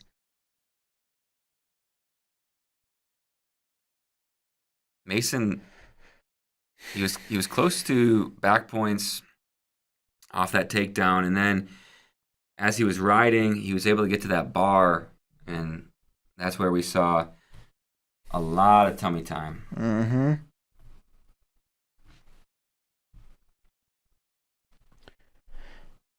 Paris has that ankle ride. Riding time is locked, and Kirkfleet calls injury time, holding his knee. That's not great. That means Mason Paris is going to get choice. If you're Mason, do you just stay on top? I don't know. The trainer and the coach want to talk to Kirkfleet. He's just crawling back to the center. He's not talking to anybody. What happened here?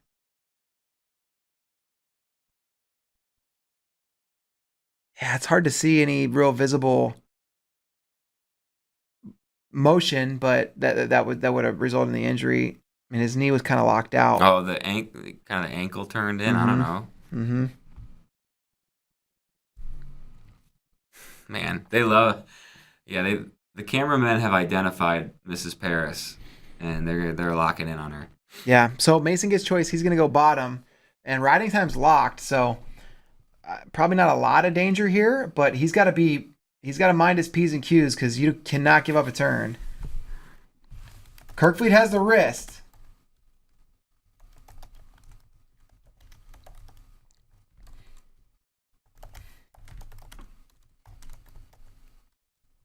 And he's got two hands on the wrist. Minute to go in the third. It almost looked like locking hands, but I think he just caught the claw there. Yeah, it did.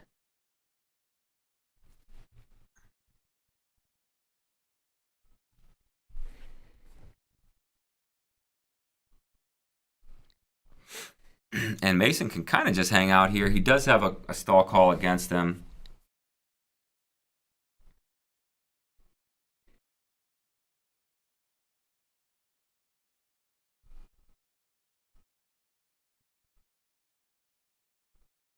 $25 seconds to go. Kirkfleet with that claw. Second stall call. So now it's 3-1, but riding time lock, so really 4-1. Yeah, Kirkfleet just needs a turn. And Mason Paris gets away. 4-1.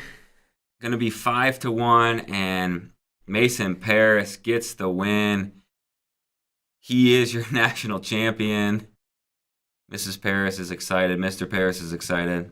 Yes, man. And huge win for him. A lot of respect between these two guys. Um, you know, brief conversation there. Mason Paris, what a difference a year makes getting healthy. Has totally flipped the script on Kirkfleet. He got three wins over that guy in 1 year, which is extremely difficult to do. And that's big for Michigan, too. Obviously, Nick Suriano, they had a national champion last year. He transferred in from Penn State, from Rutgers. Mm-hmm. And kind of a big storyline for Michigan was, man, they need to get somebody over the hump. They had Logan Massa. Yes. Miles Amin is right there. And Mason Paris, a Michigan guy, you saw the potential there. He's got Gable Steveson, a legend in his weight, run up to him. And on the screen here, first heavyweight title for Michigan since 1986. Really, really cool to see Mason get the win. And there's his giant dad behind him. Mr. Paris coming behind. Man, good for Mason. Mm-hmm. Awesome stuff right there. Yeah. And when Ross in the chat, oh, there's Mrs. Paris coming in. Ross in the chat, great point. Want to see Mason on the senior level. Want to see him against some international competition. Yeah, for sure. Yeah, I mean, heavyweight in the U.S. without Gable Steveson and, with Gwizdowski maybe getting towards the end of his career, it's a very interesting weight class. If you had to pick right now, Hayden Zilmer, Mason Paris, you maybe lean Mason. Mm-hmm. Yeah, for sure. Yeah. So. Yeah, big win. Big win for Mason and big win defeating Kirkfleet 3 times this season. 2 wins over Cassiope. Yeah. Awesome season. Ashland, by the way, totally flipped on Kirkfleet. He doesn't like him anymore. He just wants to forfeit the weight. Yeah. Okay. That's your prerogative. What do you want us to tell Tyler, Ashland? Yeah, good question. Question in the chat, is Paris a senior? Yeah, that's it for him, right? Mm-hmm. He's done. All done. Sean McDaddy, happy for Mason. Yeah. 33-0. 32-0. He is in that Hodge conversation 100%. He's got good bonus. Strachey does too. It may be tough to beat Roman, who will be going for his 3rd title, but who knows? We've seen guys fall. Whew. Glory Ramos coming up, and this is a very, very strange, interesting match. You asked who's going to win this a week ago. It's Glory all day. Now we got Ramos, who is the man who has beat Spencer Lee and has pulled out improbable wins throughout this tournament. So I'm not counting him out until the match is over. Yeah, crazy. Yeah. I think we might get pizza before this match. Where's our driver at? He's on airport. He's on airport. Okay, he's about to turn left, or he's about to turn right on Springdale. He's going to turn left into the parking lot. Mm-hmm. But this can be a hard door to find. So it can be. It's a little alleyway. Yeah. You got to figure out where to park, all that. But, yeah, Pat Glory, he has looked so good this tournament. And it's kind of funny. Coach Ayers posts the picture of the scale that he finally defeated the scale. And well documented. He talked to JD after Midlands, where initially said he was going to go 125 in Midlands. I think he said he was like 4 pounds over. Mm-hmm. And then I think he said he got really thirsty on the flight, drank a whole bunch of water. And then he said, all right, I'm going 33. Yeah. He got really big. I think he said he got up to like 143, 145. I don't know if he's even said that. He said, next thing you know, I'm weighing in the mid-140s. Yeah. So Glory took his time getting back down to 125. But, man, he's a big 25-pounder. But Ramos last year, he was 133. Yes. So I don't think the size difference is going to be that noticeable. Yeah. Ramos actually might be taller. Yeah, he may. They're probably Yeah. close, if not. Ramos is a little taller. Yeah. By the way, in the chat, ecological placemakers, which I'm glad we have some ecological placemakers in the chat, says that we got to give Zilmer some respect. And you know what? We do. He's had a fine senior level career at heavyweight, and he has made massive improvements. So yeah, I'm not saying Mason Parris guaranteed over Zilmer, but you got a junior level world champ, bigger body. That's a term I learned from Tony Cassiope. With Lean Torn Sab. Yeah, and Mason Parris and Zilmer have wrestled before in freestyle, and it was at the I think 2021 World Team Trials, and I'm pretty sure Parris won those matches. All right, so maybe we got to give Parris his respect. Mm-hmm. Okay. All right, I'm gonna go grab our pizza. Okay. Our guy Manuel, he looks confused out there. All right. Good deal. About to make this party a pizza party. Right. All right. All right. Matt Ramos, Pat Glory. We are almost 2 hours in. We still got 4 matches to go. They're taking their time with these finals. But that's all right. This is it. This is the pinnacle.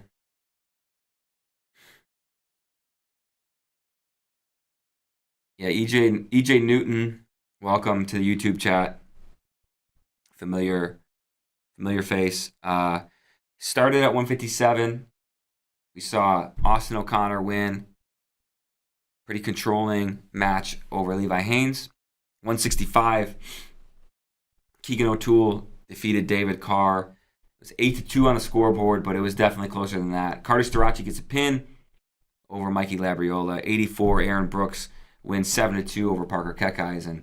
97, Nino Bonacorsi beats Tanner Sloan. And then at heavyweight, Mason Parris defeats Greg Kirkfleet. And we are up to 125 pounds now. Matt Ramos, Pat Glory. Right away, Glory in on a single leg. But this is where Ramos can be tricky. Glory sticks on it, looks to go through the legs, but Ramos now looking to pass the leg, and he does. So now Ramos in a pretty good spot here.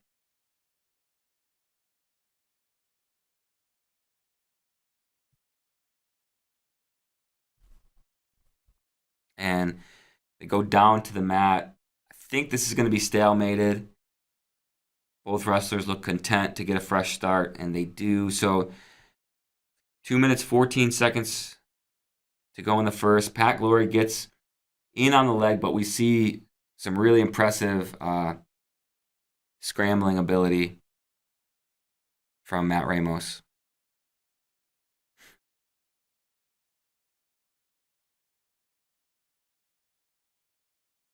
Glory gets in on another single leg. He looked to finish through the middle the first time. Now he's looking to get an angle. Ramos doing a really good job squaring up and passes the leg one more time. Oh, almost passed it. Now Glory in a good position to finish. Brings it up off the mat.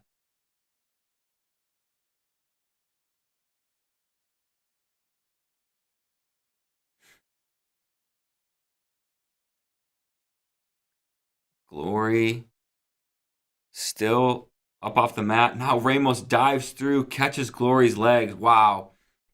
Ramos really displaying some good defense here.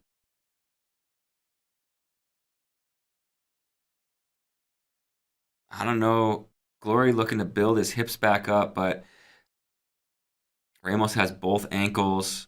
Now Glory looking to reach back, and stalemate's called.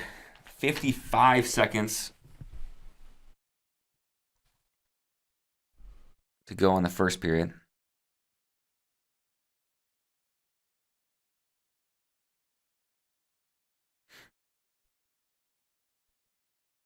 So we've seen Glory take 2 shots, and Ramos able to extend those with some really nice defensive scrambles.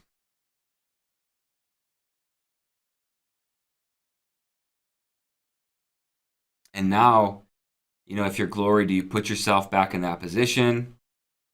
Do you look for a different leg attack? You go head outside. And Glory comes forward again, but isn't able to get to the leg.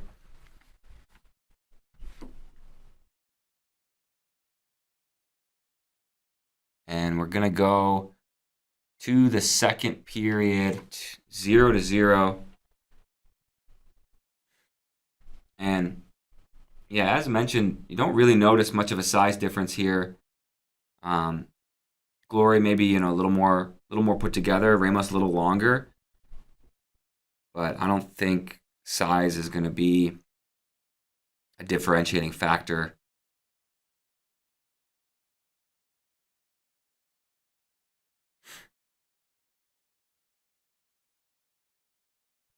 Glory gets a quick escape.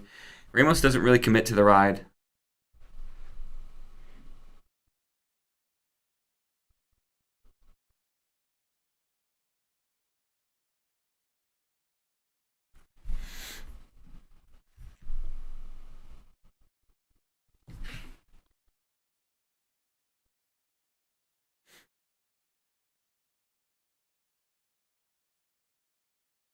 Minute 20 to go now in the second period. Still 1-0. Pat Glory in the lead off the escape. And Glory back in on a single, but Ramos pulls him up into an overhook. Now he's got just the overhook on the left side. Ramos can be really tricky here. He's got as we saw yesterday, threatens from the chest wrap. He threatens from this bundle position where he can step over. And he can go double overs. He can go throws. A lot of different areas where Matt Ramos is dangerous.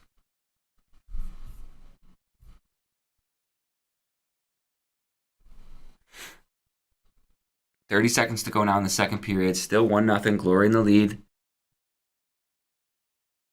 Another shot, and Ramos, good defense. Glory almost gets behind, but Ramos rolls through and catches a leg. And they're not going to finish. Glory really close, but Ramos able to play defense just long enough to get to the third period. So Glory takes a 1-0 lead into the third.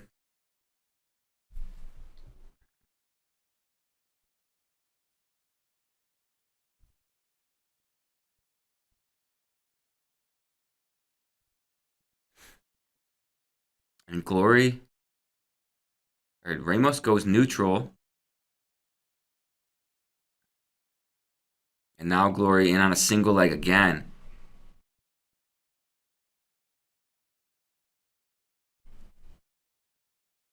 And Glory almost finishes, and he does. So 2 takedown for Pat Glory. 3-0 now. Minute 20 to go in the third period. Glory in control. David Bray is back with no pizza. I got no pizza. It says it's delivered on this, but I do not see it. So I'm gonna have to go out and do some exploring. But I've been watching this on my phone, and man, it took so long for him to get that finish. Yeah, insane. Every time Ramos had a different counter, and now Ramos almost gives up back points. I got no idea where they deliver this. I'm gonna go do some exploring, dude. This is gonna be Glory almost on his back. Almost crunched him. I'm gonna keep watching this on my phone, guys, while I go do some discovering. But It's looking like Chris Ayers is going to get his first NCAA champ. Mm-hmm. All right. I got to figure out where Manuel thinks he has delivered this pizza to. He's gone. He just threw it on the street and left. So, Yeah. all right. I got to go out there. Well, I'll be right back. Maybe. I might be back. I might not. Who knows? Good luck. Glory riding tough.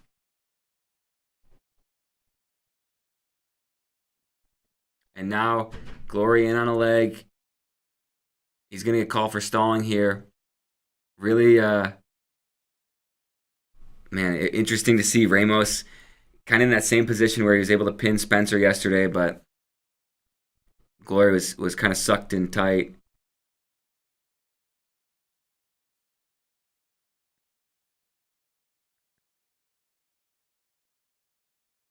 Glory riding. 10 seconds now. And Glory gonna do it. Oh, stalling called with 1 second left. So Ramos gets a point on the board, but way too little, too late. And Pat Glory does it. He is your NCAA champion. Man, he kind of falls to the mat in disbelief. And a lot of emotions there for Pat Glory. Man, so cool to see for Ayers and the Princeton coaching staff.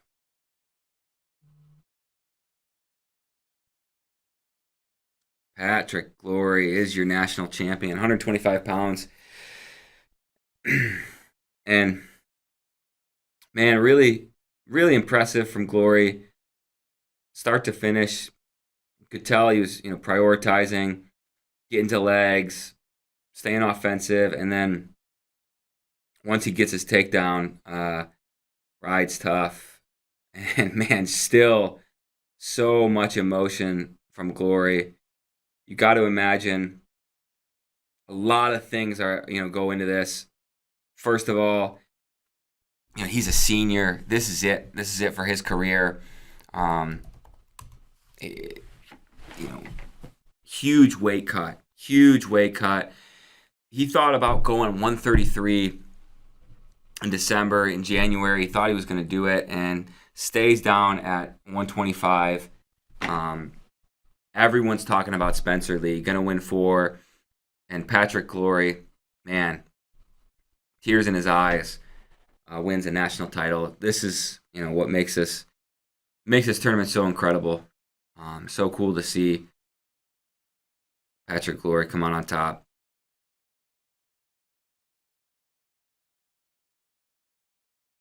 And gets a hug from his parents, family.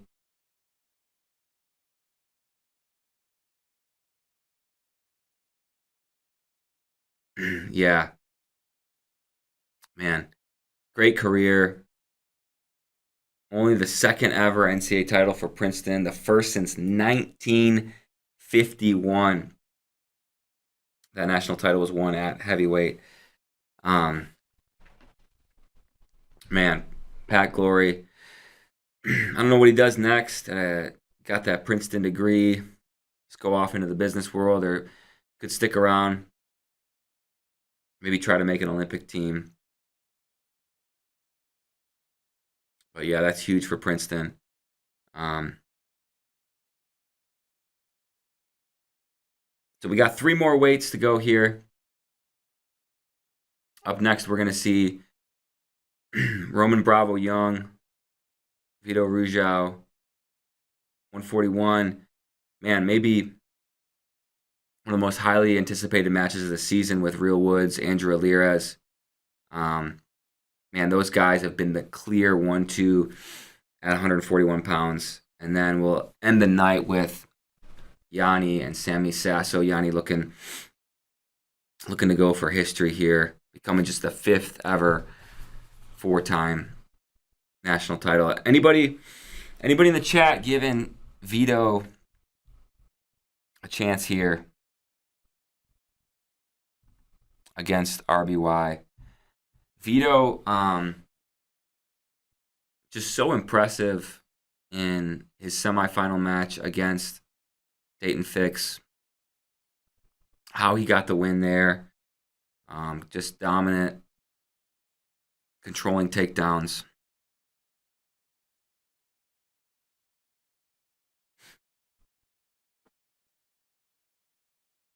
I think this match is going to be super competitive, but what we've seen from RBY is just so solid. Even yesterday in his semifinal match, when his back was against the wall against Mikhail McGee, goes to overtime. Late in the third, before overtime, McGee's so close to a takedown a couple times, and RBY kind of scrambles out, defends, and then once they get to overtime, RBY puts it away. And so, man, it was just so crazy that round, that semifinal round where we saw Spencer Lee go down, and then RBY went to overtime, and then Yanni was down late. Yeah. JT Fox says Vito can win. Jay Ledlow says RBY too hard to score on.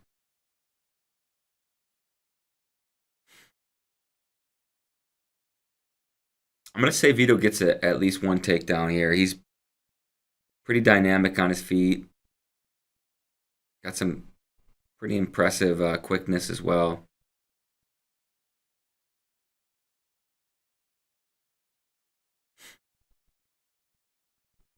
And, man, if you're Vito, been following Vito's career, I believe he was 4th and 3rd at NCAAs. Beats Dayton Fix in the Olympic trials in 2021. Runner-up to Thomas Gilman. Thomas Gilman goes on, wins Olympic bronze, wins Worlds. Next year, Vito makes Final X and then loses once again to Thomas Gilman. So, the two biggest tournaments, back-to-back, 21, 22, he's been a runner-up. So he's looking to get that monkey off his back, win a national title here. And, man, RBY, it's not going to be easy.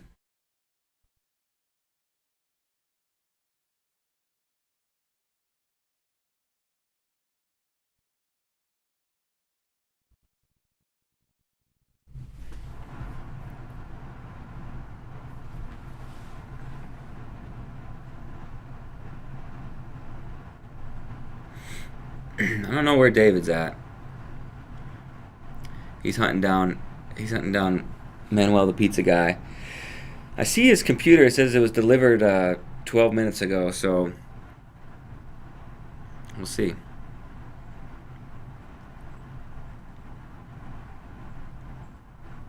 Yeah, great point in the YouTube chat. Asim, RBY has the guy who beat Vito twice at the trials in the practice room.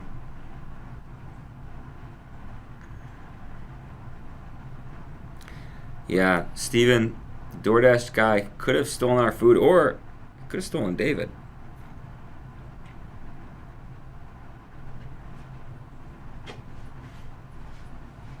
David Bray. Find a saga. We got it. Dude. Wow. Against all odds. We made it happen. Look, they just so we're in an office suite. It has a lot of different doors, choices.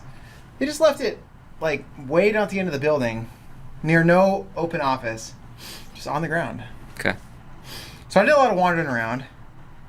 Lost my breath. I had the thing up on my phone because I wanted to not miss anything. Mm-hmm. Pardon me for being out of breath. We got a pie. We got a pie. It's pizza time. It's pizza time. I'm going to go get some water. Get some water. I'm going to dig into this pizza right here. Woo! Vito RBY. Vito not only beat but majored Dayton Fix yesterday. And now trying to keep building on that. Hard collar tie there against Roman Bravo Young. And we saw yesterday with Roman, he doesn't need to score a ton of points. He was down against McGee late, went and got it, went to overtime, got the score there. We'll see how calculated Vito can be. He is so good. Occasionally, maybe more, maybe attacks more than he needs to. Carherna asks, what do RBY's freestyle plans look like? It sounds like he wants to make at least a run for a world team. I don't know for sure if that includes an Olympic team, but if he makes a run for a world team, this year 61 kilos could be very interesting, and I would love to see it.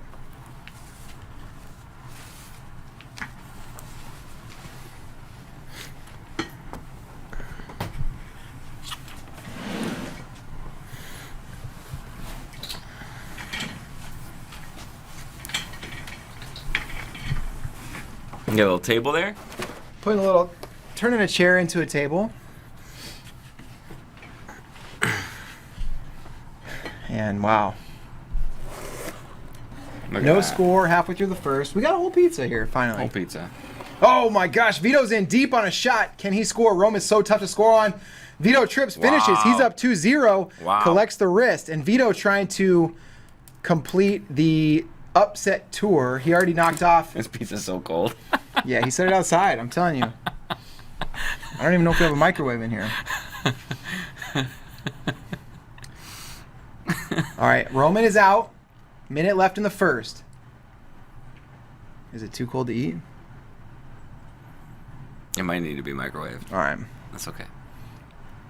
We'll take care of that. We'll take care of it. Oh my gosh, Vito gonna get another takedown. Oh, he's got Roman. Oh my gosh, almost on his back. Vito, man on a mission right now, baby.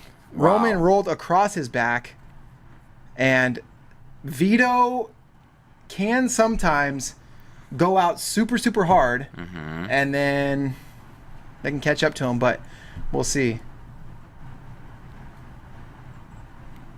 Wow. Pretty wild to look at the graphic behind us. There are 7 wrestlers on there. 2 of them have already lost. And will Roman be the third? We'll see. Vito looking so tough on top. And if he rides out, he's going to go over a minute in the first. Well, 3 of them. Kirk Fleet. Oh, yeah, you're right. Spencer Lee, David Carr. 3 out of 7. We set 2 of them up. Yeah, we did. Wow.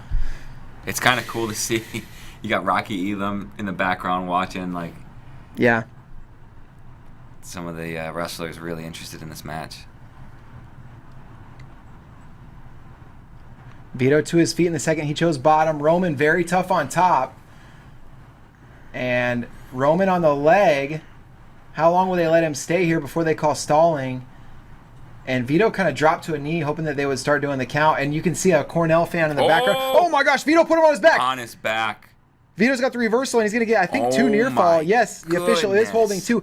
Vito majored Dayton Fix last night, and he's up 8-1 8-1 on Roman Bravo Young right now.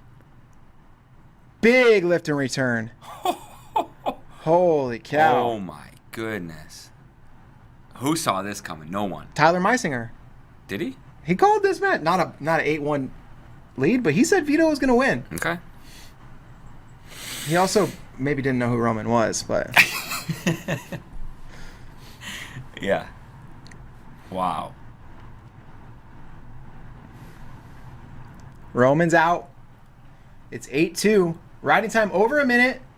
And that riding time point, unless Roman starts getting takedowns, is probably going to be in control. Keith Gothard's pumped. Keith Gothard just wants the chaos. He loves chaos. He said that from the beginning. He wants chaos. Yanni to lose. He's not a Cornell fan. He wants Yanni to lose. He wants all the favorites to lose. Vito circles in. 51 seconds left. Wow. Oh my gosh. Vito just about dropped in another double. Roman fed him some hips. Oh, Vito! Man, it is like the whole crowd is just locked in on this match. You can see Cornell's, some of their team, Cardenas is right there. Keith said he called this match too. He said he's not an RBY fan. Listen, if you've watched Roman's film, I don't know how you're not an RBY fan. You can be a Vito fan too, but I'm a huge fan of both these guys. Yeah, Pale Rod, he says, holy smokes, Vito is in firm control. That's a good synopsis. Yeah. Both Vito is in firm control and holy smokes. Both are true. And RBY really picking up his pace, picking up his pressure. But 8-2 going into the third is a big hole to be in. And Vito's got 1:06 of riding time. As we've seen, though, Penn State guys have been down big throughout this tournament. Yes. They've come back. Vito, you just can't make little mistakes. So Vito, claw in a spiral. Roman coming up to his feet. Vito got to be careful not to get hit for stalling. He's got to make some attempt to return. And if you're Vito here. There it is. Roman rolls. And Vito to a whizzer. Now Roman's on the leg, and so Vito's just going to eat up the clock here. And Roman gets a reversal. 8-4. Riding time, 1:32 and moving down for Vito. But Roman's got to get some points. Wow. Oh my gosh. Roman tries to cut. Vito goes right to the Lightning legs. quick to the leg. And he puts Roman, bounces him off his back, but gets the escape. 9-4 riding time still in his advantage. Not locked. And if you're Vito, you got to stick to what got you here. You can't play defense. You can't stop wrestling. You got to just keep staying offensive. Keep getting to your leg attacks. And that was the beauty of his approach on bottom. He's getting cut. He goes boom right to the leg. And I'm not sure what Penn State's coaching staff is challenging here.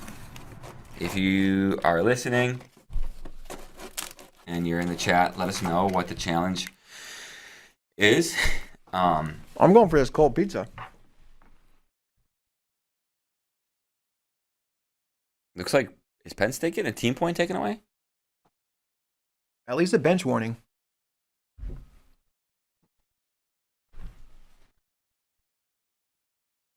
Maybe a control a mat situation. I'll tell you one thing. Did they not have a challenge? Maybe not. Maybe they don't have a challenge. Vito circling in. Roman was kind of taking him to the edge, and Vito circling in. Now, changes levels, looking for the leg.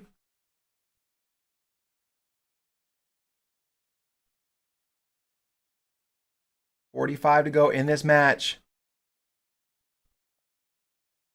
Vito gets to the leg. Roman has to look for putting him on his back. Head comes out, but Vito's sitting on his leg, so there's not really a cradle opening. 30 seconds left. Roman, oh my gosh, he hips him over. And now riding time is locked. So takedown to 4 will tie it. Roman going double overs. Vito just run now. Vito is he's like, let me just stay in bounds. Wow, Vito does it. 10-4. Wow, and so calm about it. There's Vogar. Just sitting down. I've never seen Vogar that calm ever. Yeah. Wow, Vito wins 10-4. He majors Dayton Fix, and he beats Roman Bravo Young 10-4. And the reason it's so surprising is not because of how good he is, but the season he's had. He hasn't been perfect, right? He lost to Sam Latona. And, wow. Incredible performance. Vito Arujau. He's the champ. And he's like, where do I go now? I need to interview you, sir. Oh, there's his brother.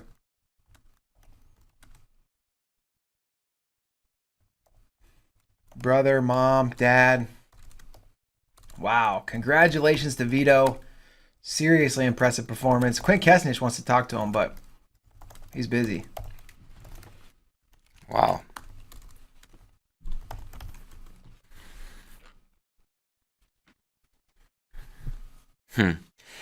Man.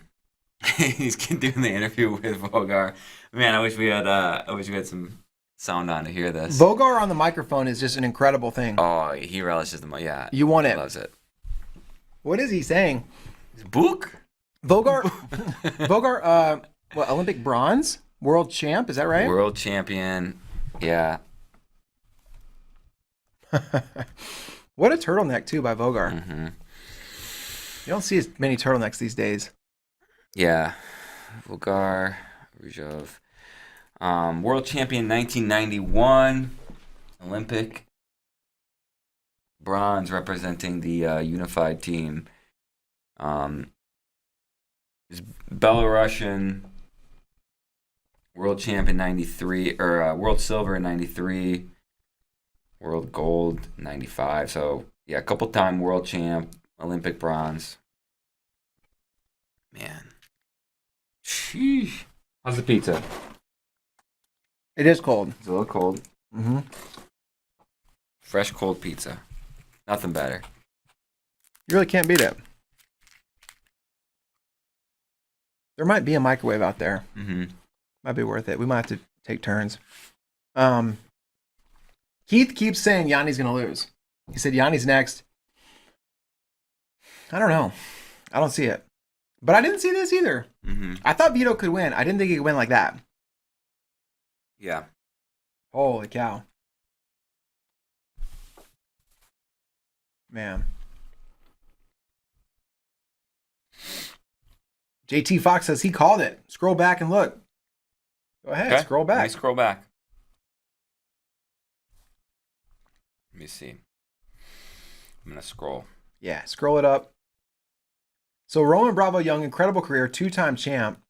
And it kind of puts Dayton's loss into perspective a little bit too. Mm-hmm. And Mikhail McGee. I mean, McGee had RBY on the ropes. Vito Arujau comes back, and that extra year, it gives and takes away, right? Mm-hmm. Vito takes advantage, gets the title. Roman in the finals, but falls.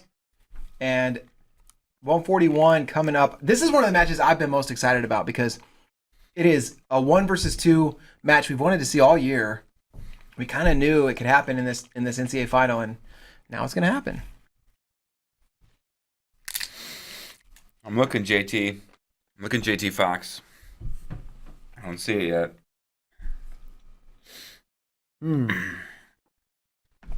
KB 2009 says Vito OW? Gotta be, right? Yeah. You major a 3-time NCAA finalist and dominate a 2-time NCAA champ? Mm-hmm. I would say that is outstanding. KB 2009? I say yes. Who says no?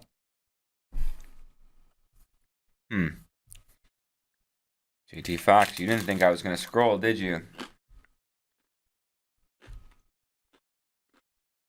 Maybe I scrolled too far.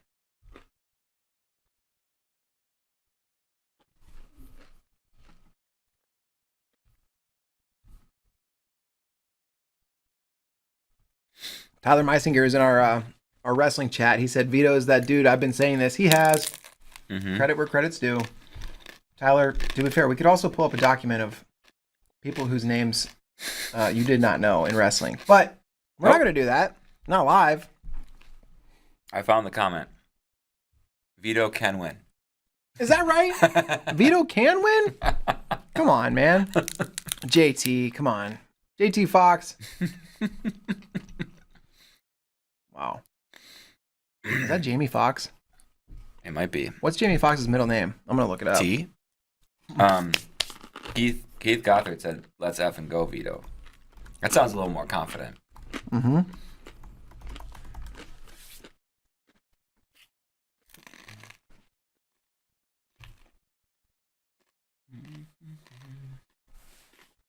Jamie Foxx's middle name is not, it's not start with a T.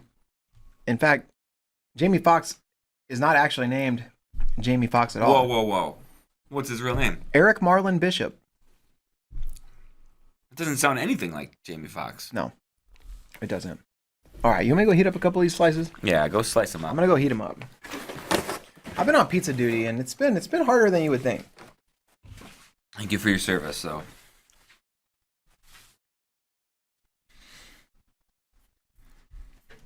At 6:09, JT says.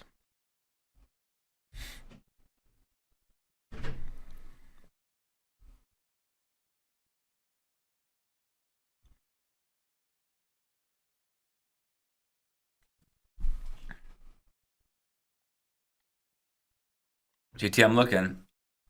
Are you Eastern time or Central time?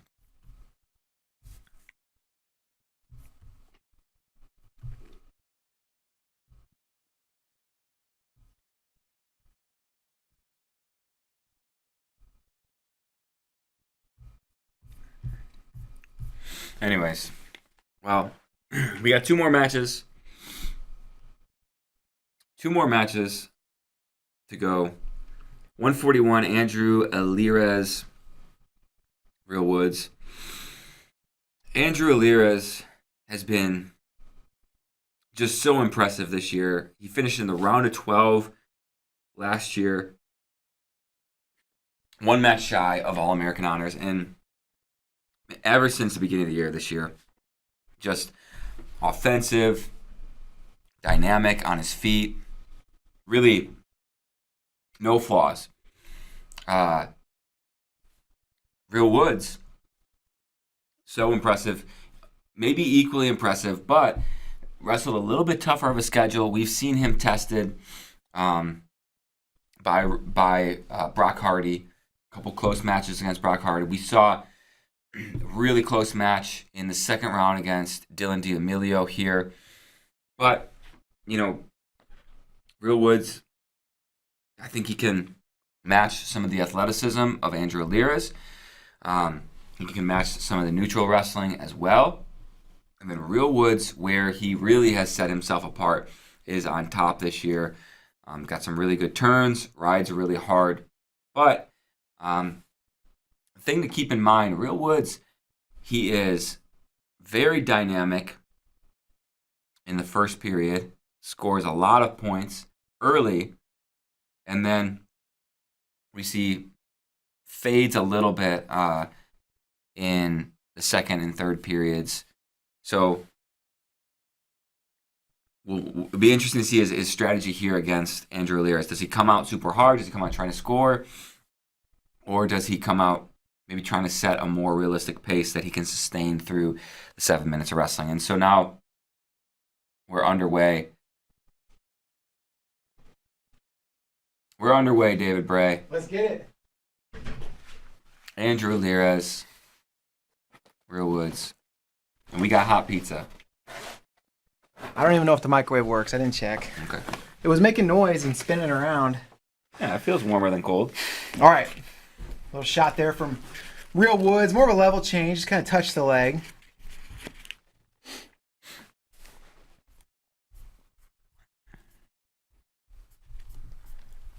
I think these guys, did they wrestle at Southern Scuffle a couple years ago? I think so. I think Real Woods won that one.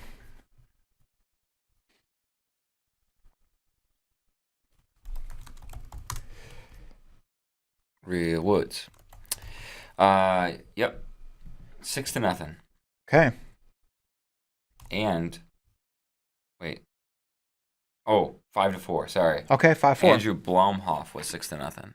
This is not Andrew Blomhoff. Blomhoff didn't make the finals this year. Better luck next year. I was gonna say I didn't think it was 6-0. Of course, Real Woods, Stanford transfer. You guys all know that. You guys watch this stuff all the time. Cole Helmer's in the chat. He wants to know, where's everyone at? And who's your team? I'm at Austin. Who's your team? I don't really have, Colorado? I grew up in Colorado Springs. I am kind of hoping for Andrew Alirez. He's a Colorado boy for a Colorado school. That'd be cool to see. How close do you live to northern Colorado? Like 2.5, 3 hours. Not close. Not close.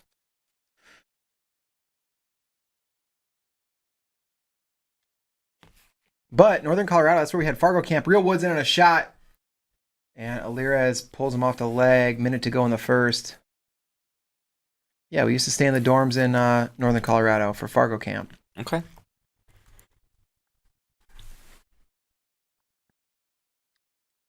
Cole Helmer's in Montana. Go Gophers, he says. All right, go for chat. Another Northern Colorado wrestler, Justin Gaethje. won his UFC fight over in London. I believe he was their first All-American after they moved to Division I. I think he was like 7th in 2010.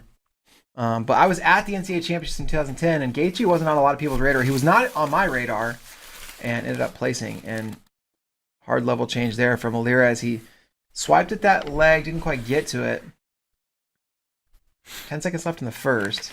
These guys pretty evenly matched, which I think a lot of people expected them to be. Mm-hmm. And no score after one.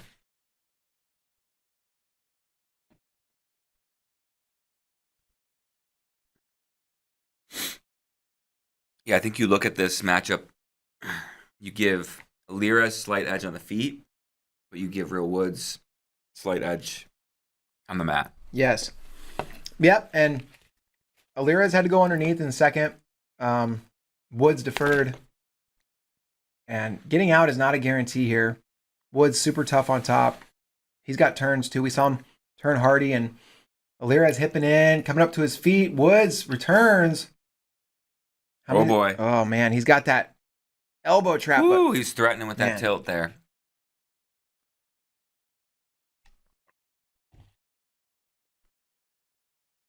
And this is where, obviously this is where Real Woods can beat Andrew Alira's. But I was also going to say, this is where he can neutralize some of that offense, makes Alira's work super hard on bottom, kind of wears him down, takes away some of that pop that Alira's has. Yeah, Woods just all over him on top. Not really trying to turn right now. Just completely straddling him and just putting all his weight on him. Hard, tight waist, grabbing wrists. And unless the ref does something stalling-wise, Real Woods has no incentive to do anything different. Stalling Alira's.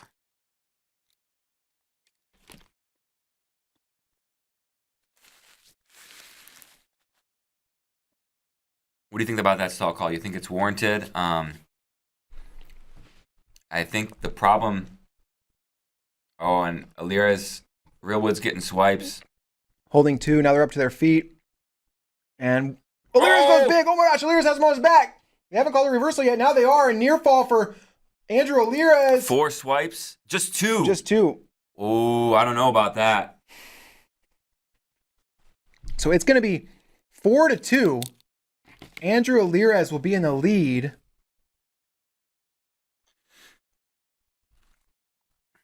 Man. It should be 4-2. Do you challenge for 4 if you're... I don't think so. 1.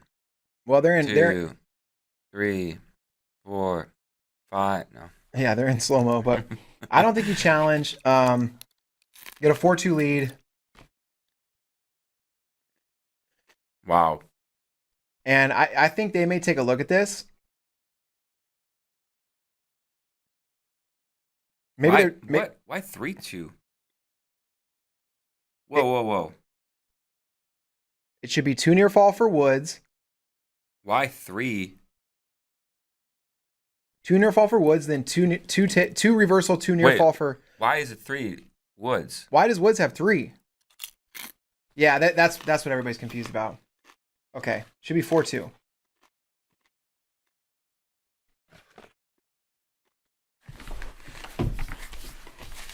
Jay Brush says, this would be so much better if we were watching the wrestling. You should be watching the wrestling. Yeah. This is a second screen experience. Go to ESPN, watch the wrestling, hang out with us, talk about it. That's the whole point. Man, what a gutsy move. Yes. From Andrew Alira's. Look how tight that arm is there. Holy cow. Man, getting ridden out. Just give up 2 back points. Jeez. What a beast.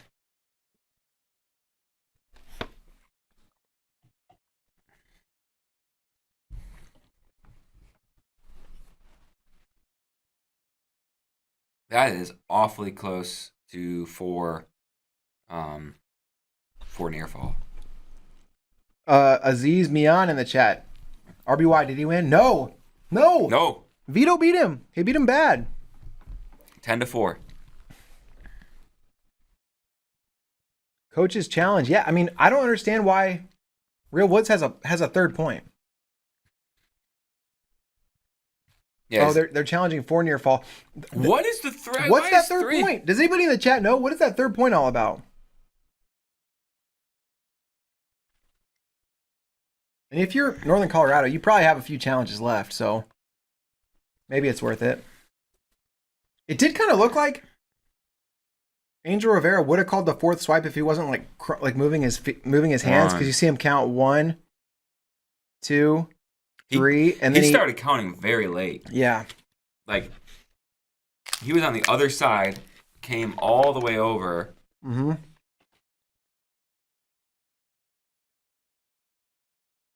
Look at first swipe is there. He's been on his back. But I have no idea. But I don't know how they review it. I also still have no idea about that point. They're doing the wave. Why? Yeah, why is it 4-3? Cole Helmer says the coaching talent at the non-blue blood schools is 2 fire. stall calls on Aliras? 2 stalls? I saw him get 1 stall. Wow.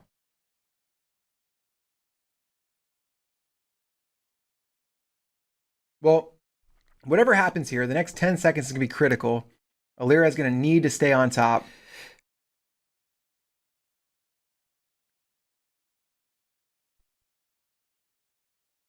Oh, okay. On track, it says Alira's has 2 stall calls. Okay. Man. I only saw the 1, so thank you, chat, for letting us know. EJ Newton, thanks for listening. Stay safe driving.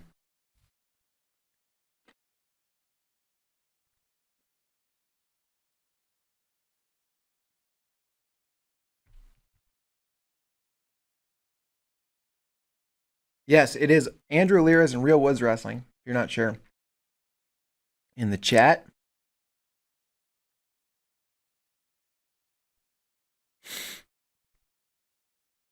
Why are you typing in the chat if you're driving? Maybe his wife's typing. He might be doing voice to text. Who knows? Yeah, voice to text. That's great. Angel Rivera's on the phone for a while. Mm-hmm. I don't have cable, so I rely on these updates too. What's going on? So, Real Woods was riding Andrew Lira's really hard, pretty much the whole second period. Gets apparently 2 stall calls and turn, go up to their feet. Alira's goes double overs, big throw, go to their back. Alira's gets at least 2 swipes. They're challenging. They want 4. Right now, as it stands, Alira's is up 4-3 on Real Woods. Real Woods has got to have over a minute of riding time, though. I've seen some challenges take a long time, but I've never seen an official holding the phone to his ear for like minutes like this. It took so long for him to start counting.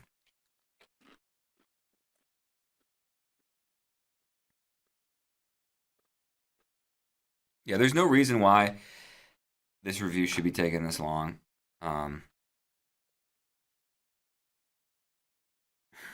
In my opinion, you look at it once, you look at it twice, you say, all right, 1, 2, 3. Nope. All right, it was 2. Oh, they're looking at the clock. Yeah, he definitely had him on his back for more than 4 seconds when they show the clock there. Oh, they may also be trying to get the riding time right. Yeah. At the time when he called the reversal. So I think they're looking both at the near fall and the riding time. Because it was still moving up for Alirez when it should have been moving back. Yeah, I believe question EJ in the chat, what was the score of Keegan and Carr? I think it was 8-2. Which the score makes it seem like it was this dominating performance. Keegan definitely wrestled better, but it was close. Very close.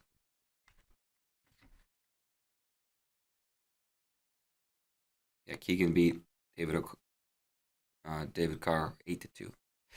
I want to go back to another comment earlier about the coaching talent and the non-blue blood programs being really good. And man, Troy Nickerson, the job he's done at Northern Colorado, which was like, I don't know, irrelevant. You know, it was like, all right, yeah, sure, it's D1, but who cares? They took a point off. Yeah, so they take a point off the board for Real Woods.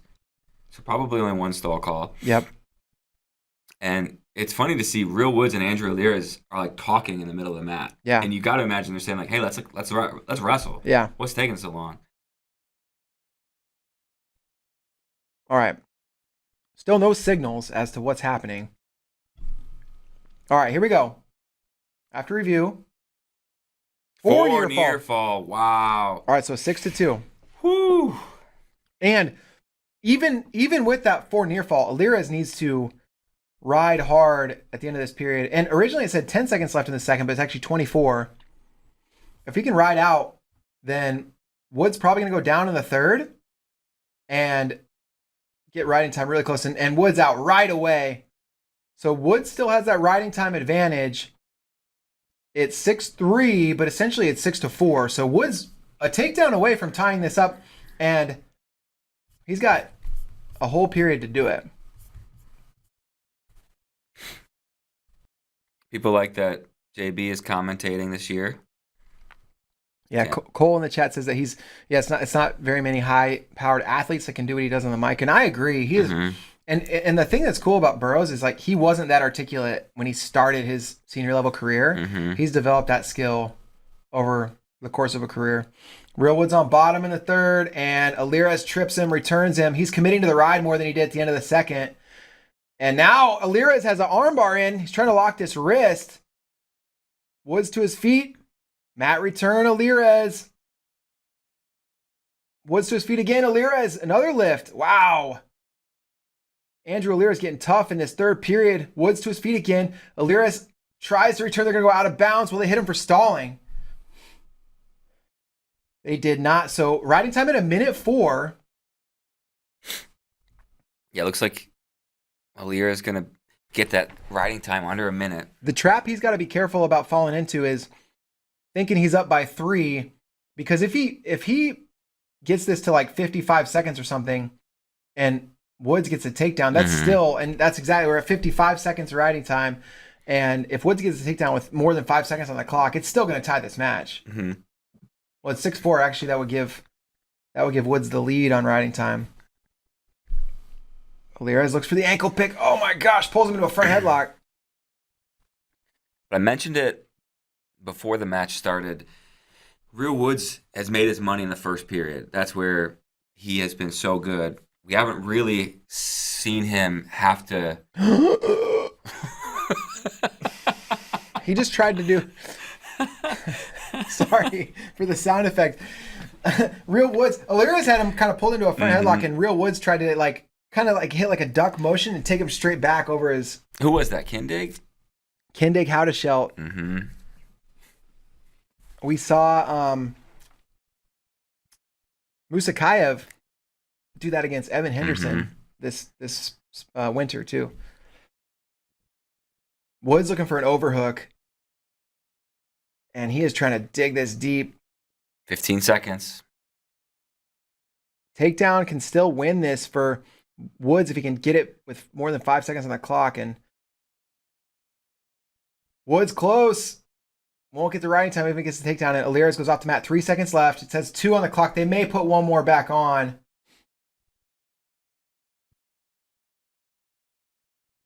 Northern Colorado's Andrew Alirez, a national champion. Oh, he says, take my team point. I don't care. Look at him.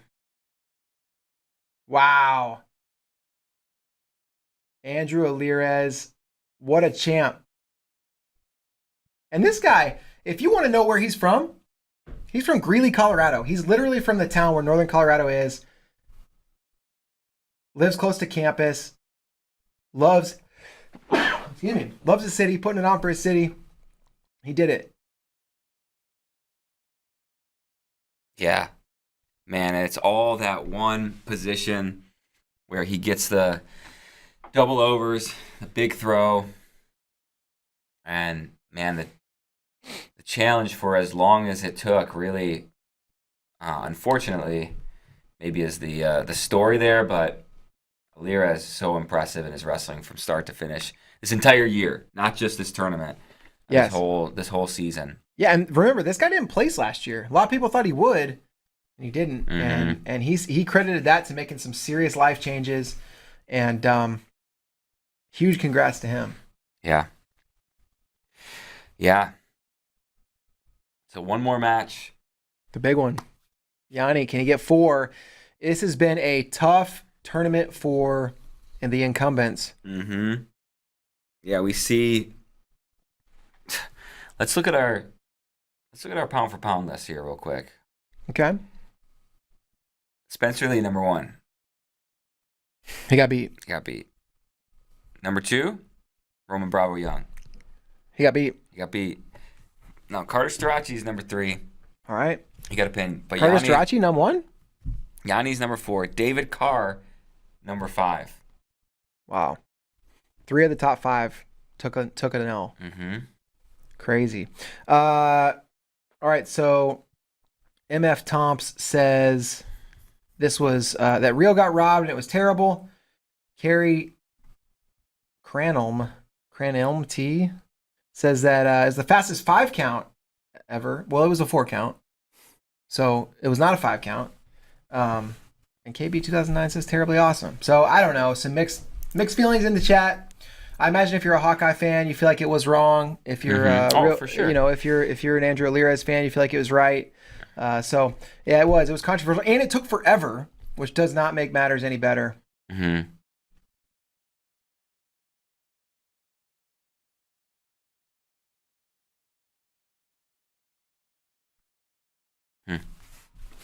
Yeah. Man, there he is. Get a big hug from Justin Coach Oliver. Yeah. Davison, Michigan. There you go. There it is. That was a weird match. Gosh, it was all real woods until boom. It was just that one. Yeah, one sequence was basically the whole match. Wilner had no dog in that one, and he would have hit Alirez with a stalling. Okay. Alirez would have won still by a point.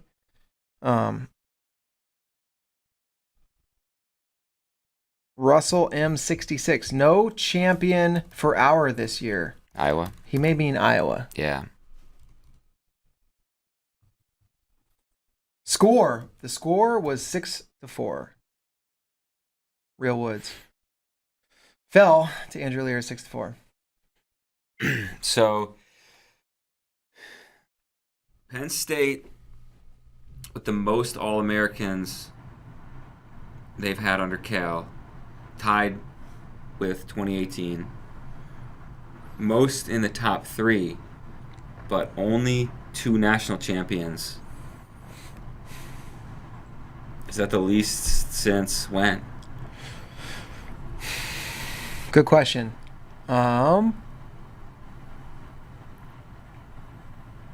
Good question. I don't know.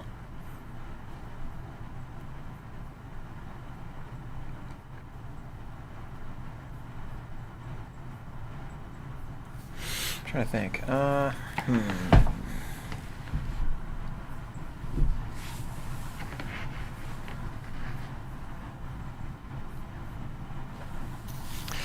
Yeah, because they had, 5 last year, 4 in 2021.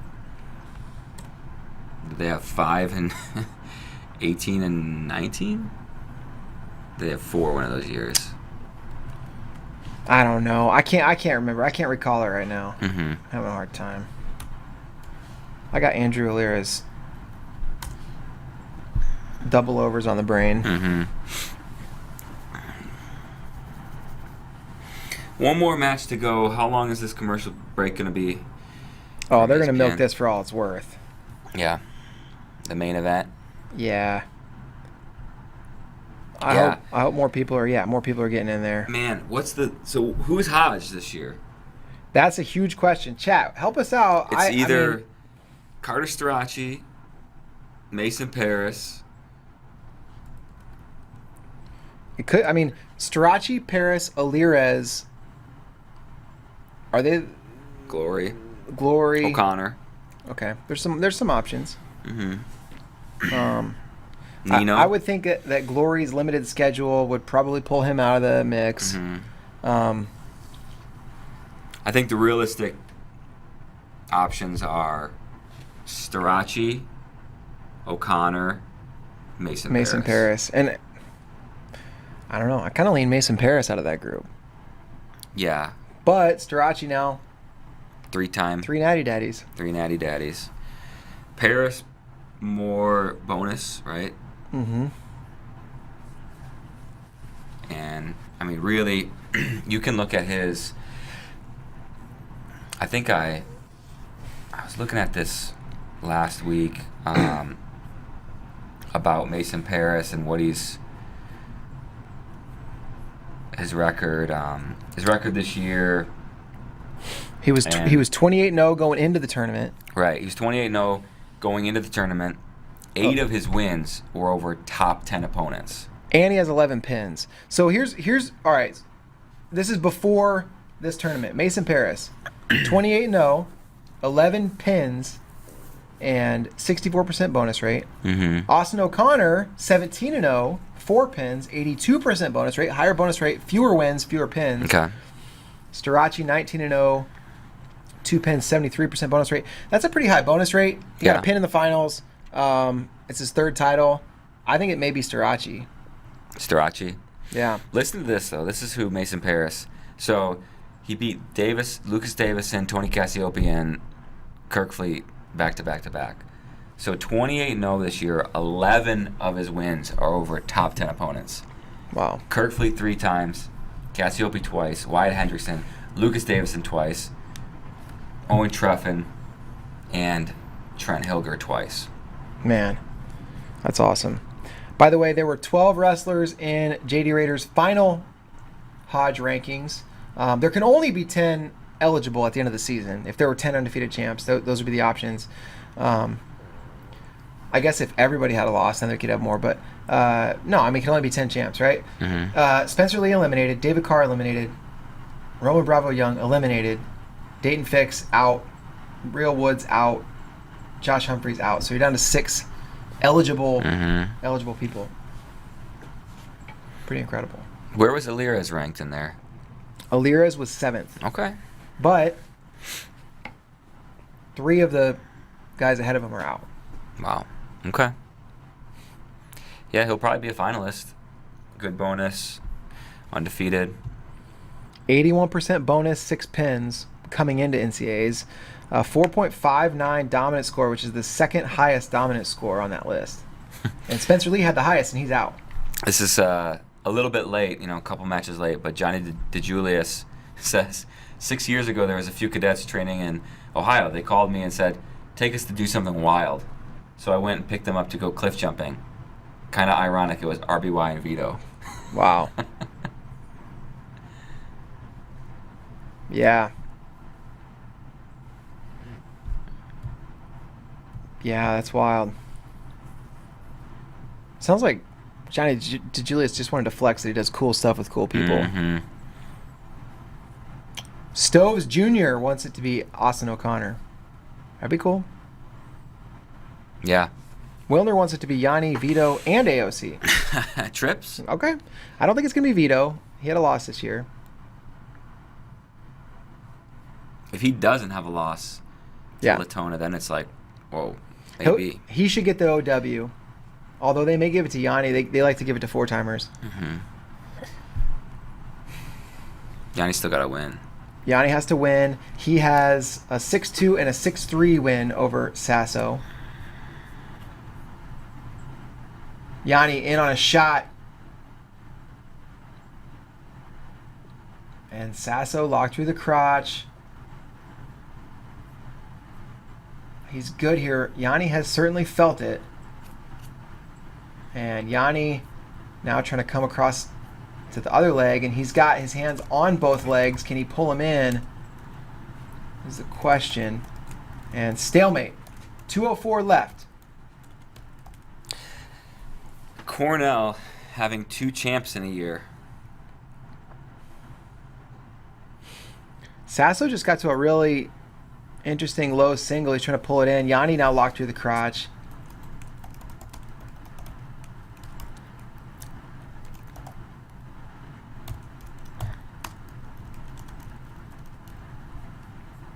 And they're going to get a fresh start. Come back to their feet. Kyle Dake down there sitting next to Quint Kesnich. Kyle Dake used to train at Cornell, now trains at the Nittany Lion Wrestling Club. Wearing the Penn State blue shirt. Yanni in on a shot. Yanni locked around both legs. And Sasso holding on to those feet. Cole believes Paris equals Hodge. There's enough debate in the chat that I think the committee's going to have its hands full. Because listen, we know our chat is very informed. Oh, yeah. Our chat's always dialed in.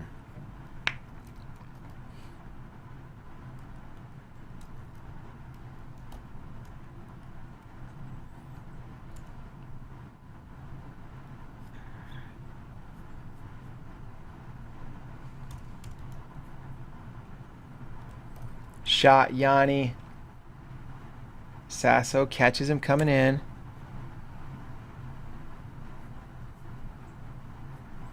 Regal Services says Starachi Hodge, another Erie PA stud. That sounds like a product placement situation.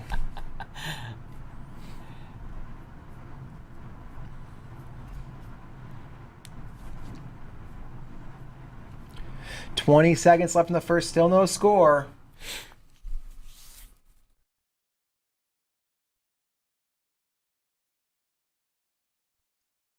Man.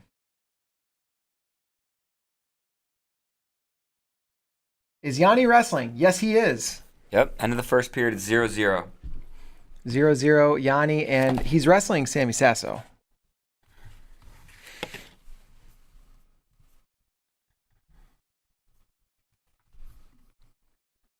I would say the BOK Center looks pretty full.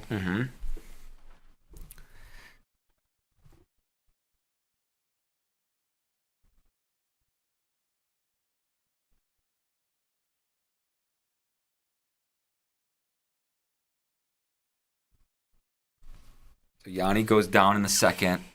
Sasso has a leg in.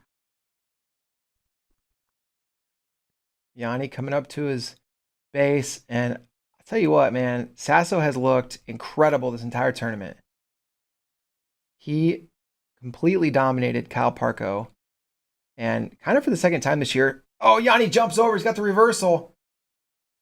Sasso immediately trying to come up, and that was not without risk. Yanni went hip over. Got cartwheeled to it. Yeah. Yeah, that takes some guts to do that for sure, but definitely looks like he's done that at least once before. Guts and nuts. What Yanni's all about. Yeah, he kind of jumps over, grabs the outside leg at the same time, inside leg.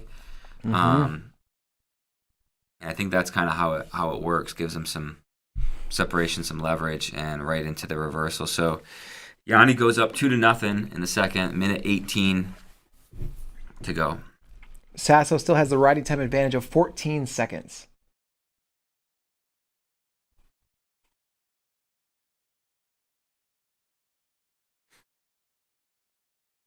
Sasso's out. Little over a minute left in the second. Sasso will have choice in the second period, in the third period, and so he could tie this up if Yanni's not able to get a takedown.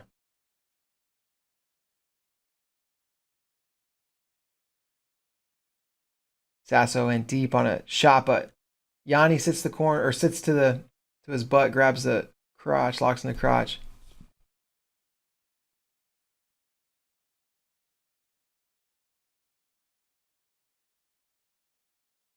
Yeah, interesting position because Sasso's keeping head inside. Foot is all the way over on the other side, but now Yanni looking to work it over.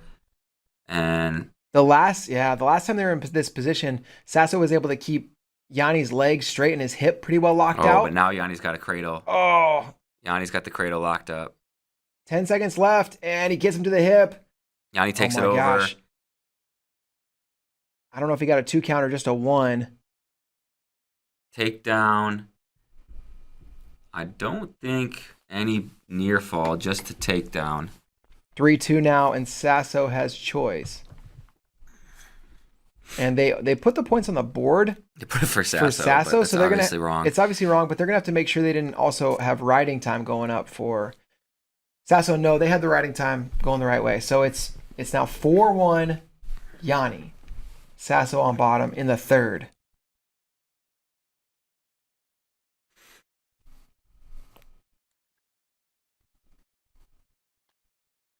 And it's so like it's interesting because that position that Yanni worked into is really the position that Sasso is so dangerous in when guys are in on his leg. Yeah. And Yanni able to do that to Sasso, and now Yanni takes a head inside single, but good defense from Sasso there. Yeah, nice little limp leg. He's out.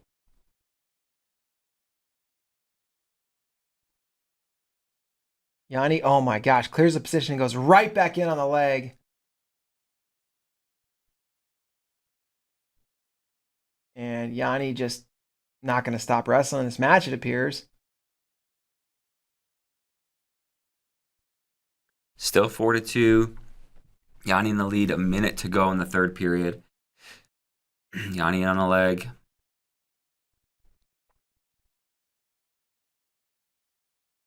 Yeah, stalemate. Go back to the center, 51 seconds to go. Yanni in the lead, 4-2. Riding time not a factor.